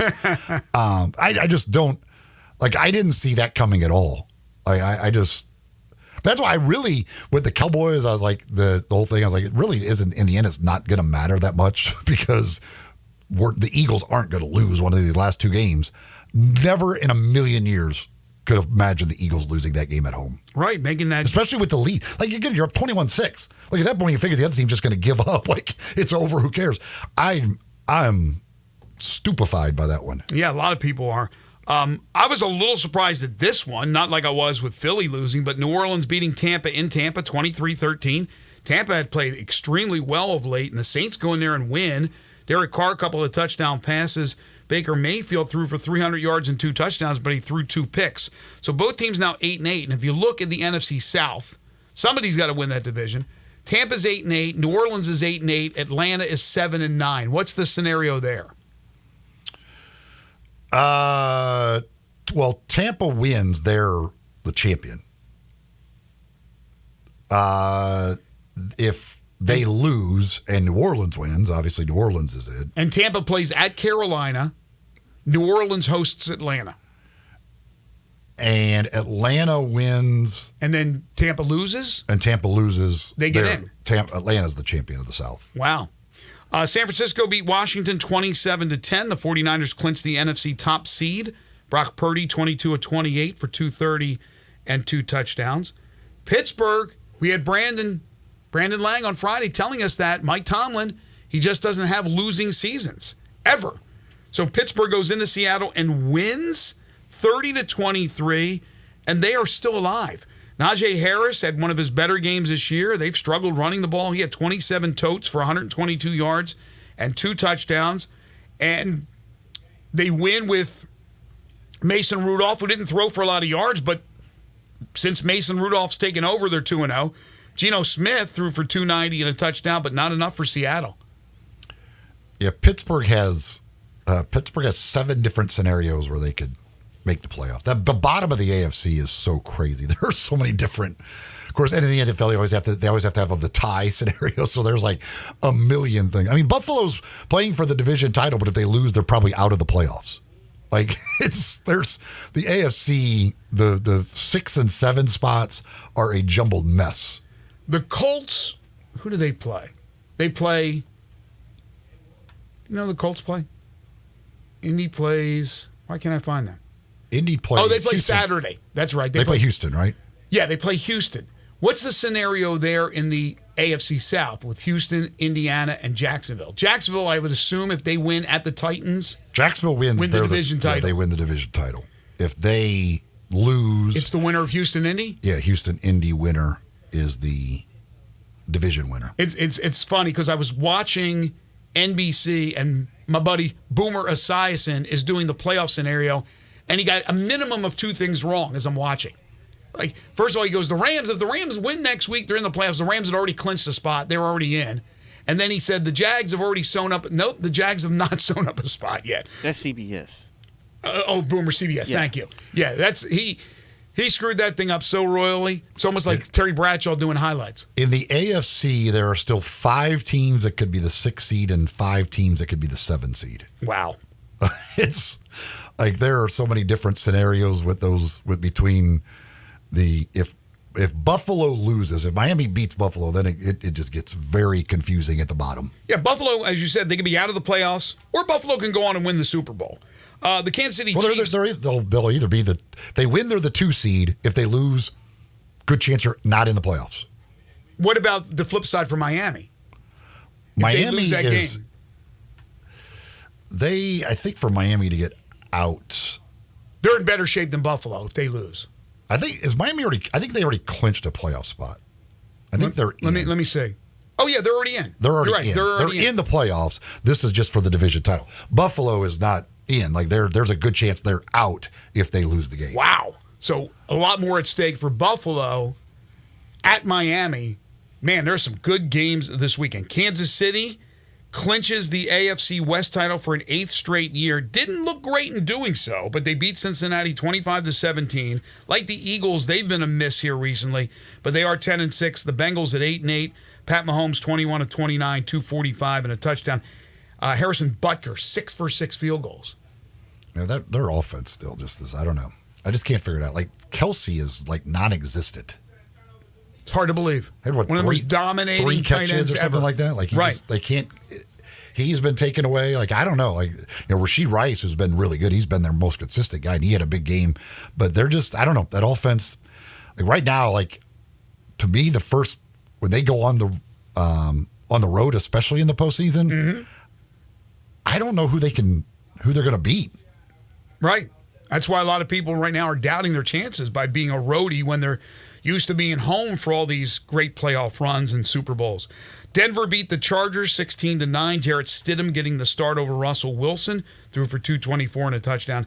And then Green Bay on the Sunday night game, 33-10 over Minnesota. Jordan Love, 3 touchdown passes and a rushing touchdown. Minnesota started Jaron Hall, and then they pulled him out.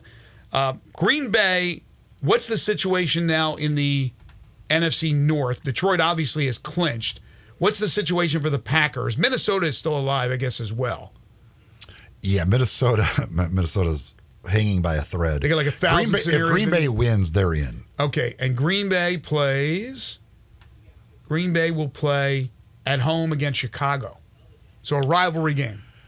Minnesota can get in if they win and Seattle, Green Bay, and Tampa Bay all lose, or Seattle, Green Bay, and New Orleans lose.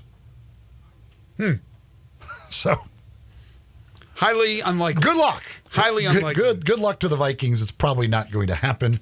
But Green Bay is a simple one. Now, there's a lot of other ways. If Green Bay loses, they could get in with losses by those Seattles, Tampa Bays, New Orleans, Minnesotas, all of those. But if Green Bay wins, they are in, which probably I would recommend to them, just win the game. Yeah, just win. Don't hope for a combination of like 4 other teams to lose or tie and all of that stuff. Speaking of tie, how about black tie? Black tie movers, when you've got a move coming up, make sure you get the professionals to help you with that move. It takes a lot of the stress, a lot of the worry out of the process for you. And black tie moving, well, they're the best in the business. All you got to do, give them a call, 901-316-6196. Or you can go to the website, blacktiemoving.com/Memphis. Talk with the folks at Black Tie Moving. They work with you coming up with a plan for your move that fits your needs, fits your budget. They give you a no obligation quote up front. You know exactly what it's going to cost when you deal with the folks at Black Tie Moving. And if you need them to do everything, even the packing and unpacking, hey, they'll be happy to do that. Maybe you need storage at an interim between your places. They've got that taken care of for you as well. Or maybe all you need is pick up the boxes, take them, and drop them off. Well, again, they're going to work with you coming up with that plan, fitting whatever it is that you need. So talk to the folks at Black Tie Moving, 901-316-6196, or go to blacktiemoving.com/Memphis. So what did the Panthers owner do over the weekend at a game against Jacksonville? You probably know. We'll talk about that when we return on our final segment. This is Sports 56 Mornings with Greg and Eli on Real Sports Talk, Sports 56 and 98.5 FM. Add a little fun to your lunch break. Join Johnny Radio for Sports 56 Happy Hour from 11 to 1 every weekday on Sports 56 and 98.5 FM. Santa needs a new set of wheels, and he's going to Sunrise Chevy Buick GMC. Sunrise has hundreds of new and used cars and trucks. This time of the year, Santa's a little strapped for cash, but Sunrise has financing with no money down on approved credit. The home of guaranteed credit approval, that's good, because feeding all these elves, Santa's credit's not so hot. A $6 million used car inventory, find new roads, sunrisememphis.com, 385 in Houston Levy and Collierville. At Grainger, we're for the ones who specialize in saving the day and for the ones who've mastered the art of keeping business moving. We offer industrial-grade supplies for every industry with same-day pickup and next-day delivery on most orders, all backed by real people ready to help. So you can get the right answers and products right when you need them. Call quickgrainger.com or just stop by. Grainger, for the ones who get it done. Roofs, roofs, and more roofs. Chris Price here with Metro Builders. Is your roof leaking? Do you have mold stains on the ceiling of your home or business? Is your carrier denying your claim or offering a repair simply because they don't have enough documentation? You need a contractor that performs work for insurance claims for policyholders each and every day, and Metro Builders is here to assist. Call Metro Builders. At Metro Builders, we provide free estimates, consultation, and claim repairs. Metro Builders' process of arriving, inspecting, diagnosing problems, and estimating is second to none, commercial and residential.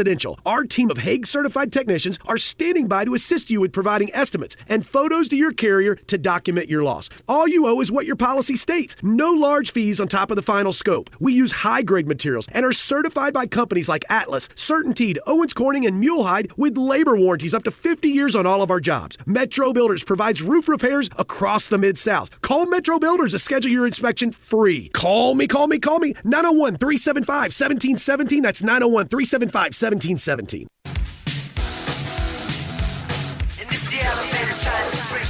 Now, back to Sports 56 Mornings on Sports 56 and 98.5 FM. This hour is brought to you by Acura of Memphis. Here once again are Greg Gaston and Eli Savoy. This hour is brought to you by Acura Memphis, located on Ridgeway at 385 and online at AcuraMemphis.com. If you're looking to start the new year with a new automobile, maybe a pre-owned vehicle, well, go see the folks at Acura of Memphis. Just like always, every single time you go in there, you're going to have a great car buying experience, great people to deal with, and of course, great automobiles from Acura of Memphis. I haven't had a chance to get to a lot of your text messages today. It's been a busy morning, obviously, with the long holiday weekend, 901-360-8255.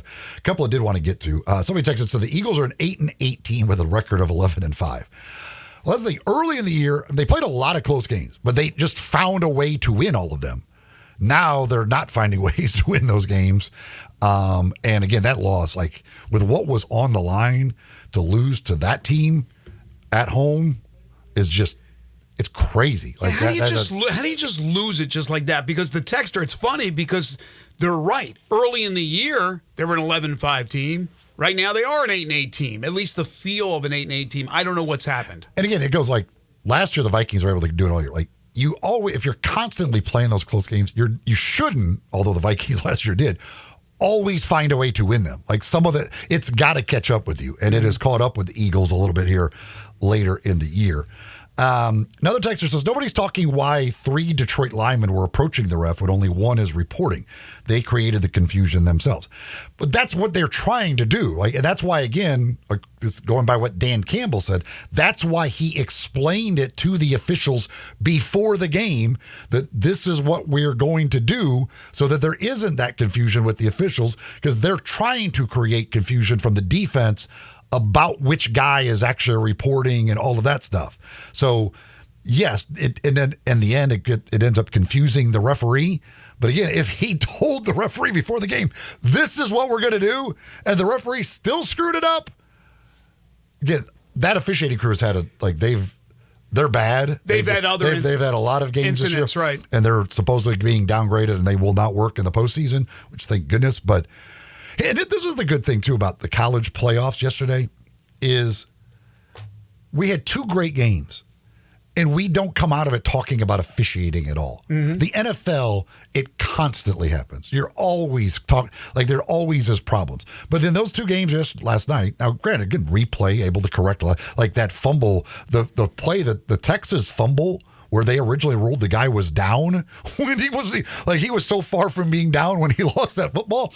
That would have sucked, but you can correct it via replay and Washington recover, all that stuff. But there's not one bit of conversation about officiating about those 2 games yesterday, despite being 2 great down-to-the-wire games where a call could affect it either way. Whereas the NFL, this huge game Saturday night, and I don't know how many people were watching, I'm sure the ratings were monstrous, and the game ends by what appears to be a colossal screw-up by the referee. Yeah, it's a good point. We're talking more about the play call from Alabama on the 4th down at the goal line, at the 3-yard line. But it's interesting that you could talk to these officials before the game and tell them what you're going to do. See, if I'm a coach, I'm talking to these officials, I'm saying, we're going to do a lot of plays, and it's going to look like we're holding, but we're really not holding. So don't call any holding penalties because it's going to look like we're holding. We're going to do some plays in our secondary. It's going to look like pass interference, but we're just trying to trick them. It's really not pass interference. So don't call any pass interference calls. No, I'm kidding. But the thing is,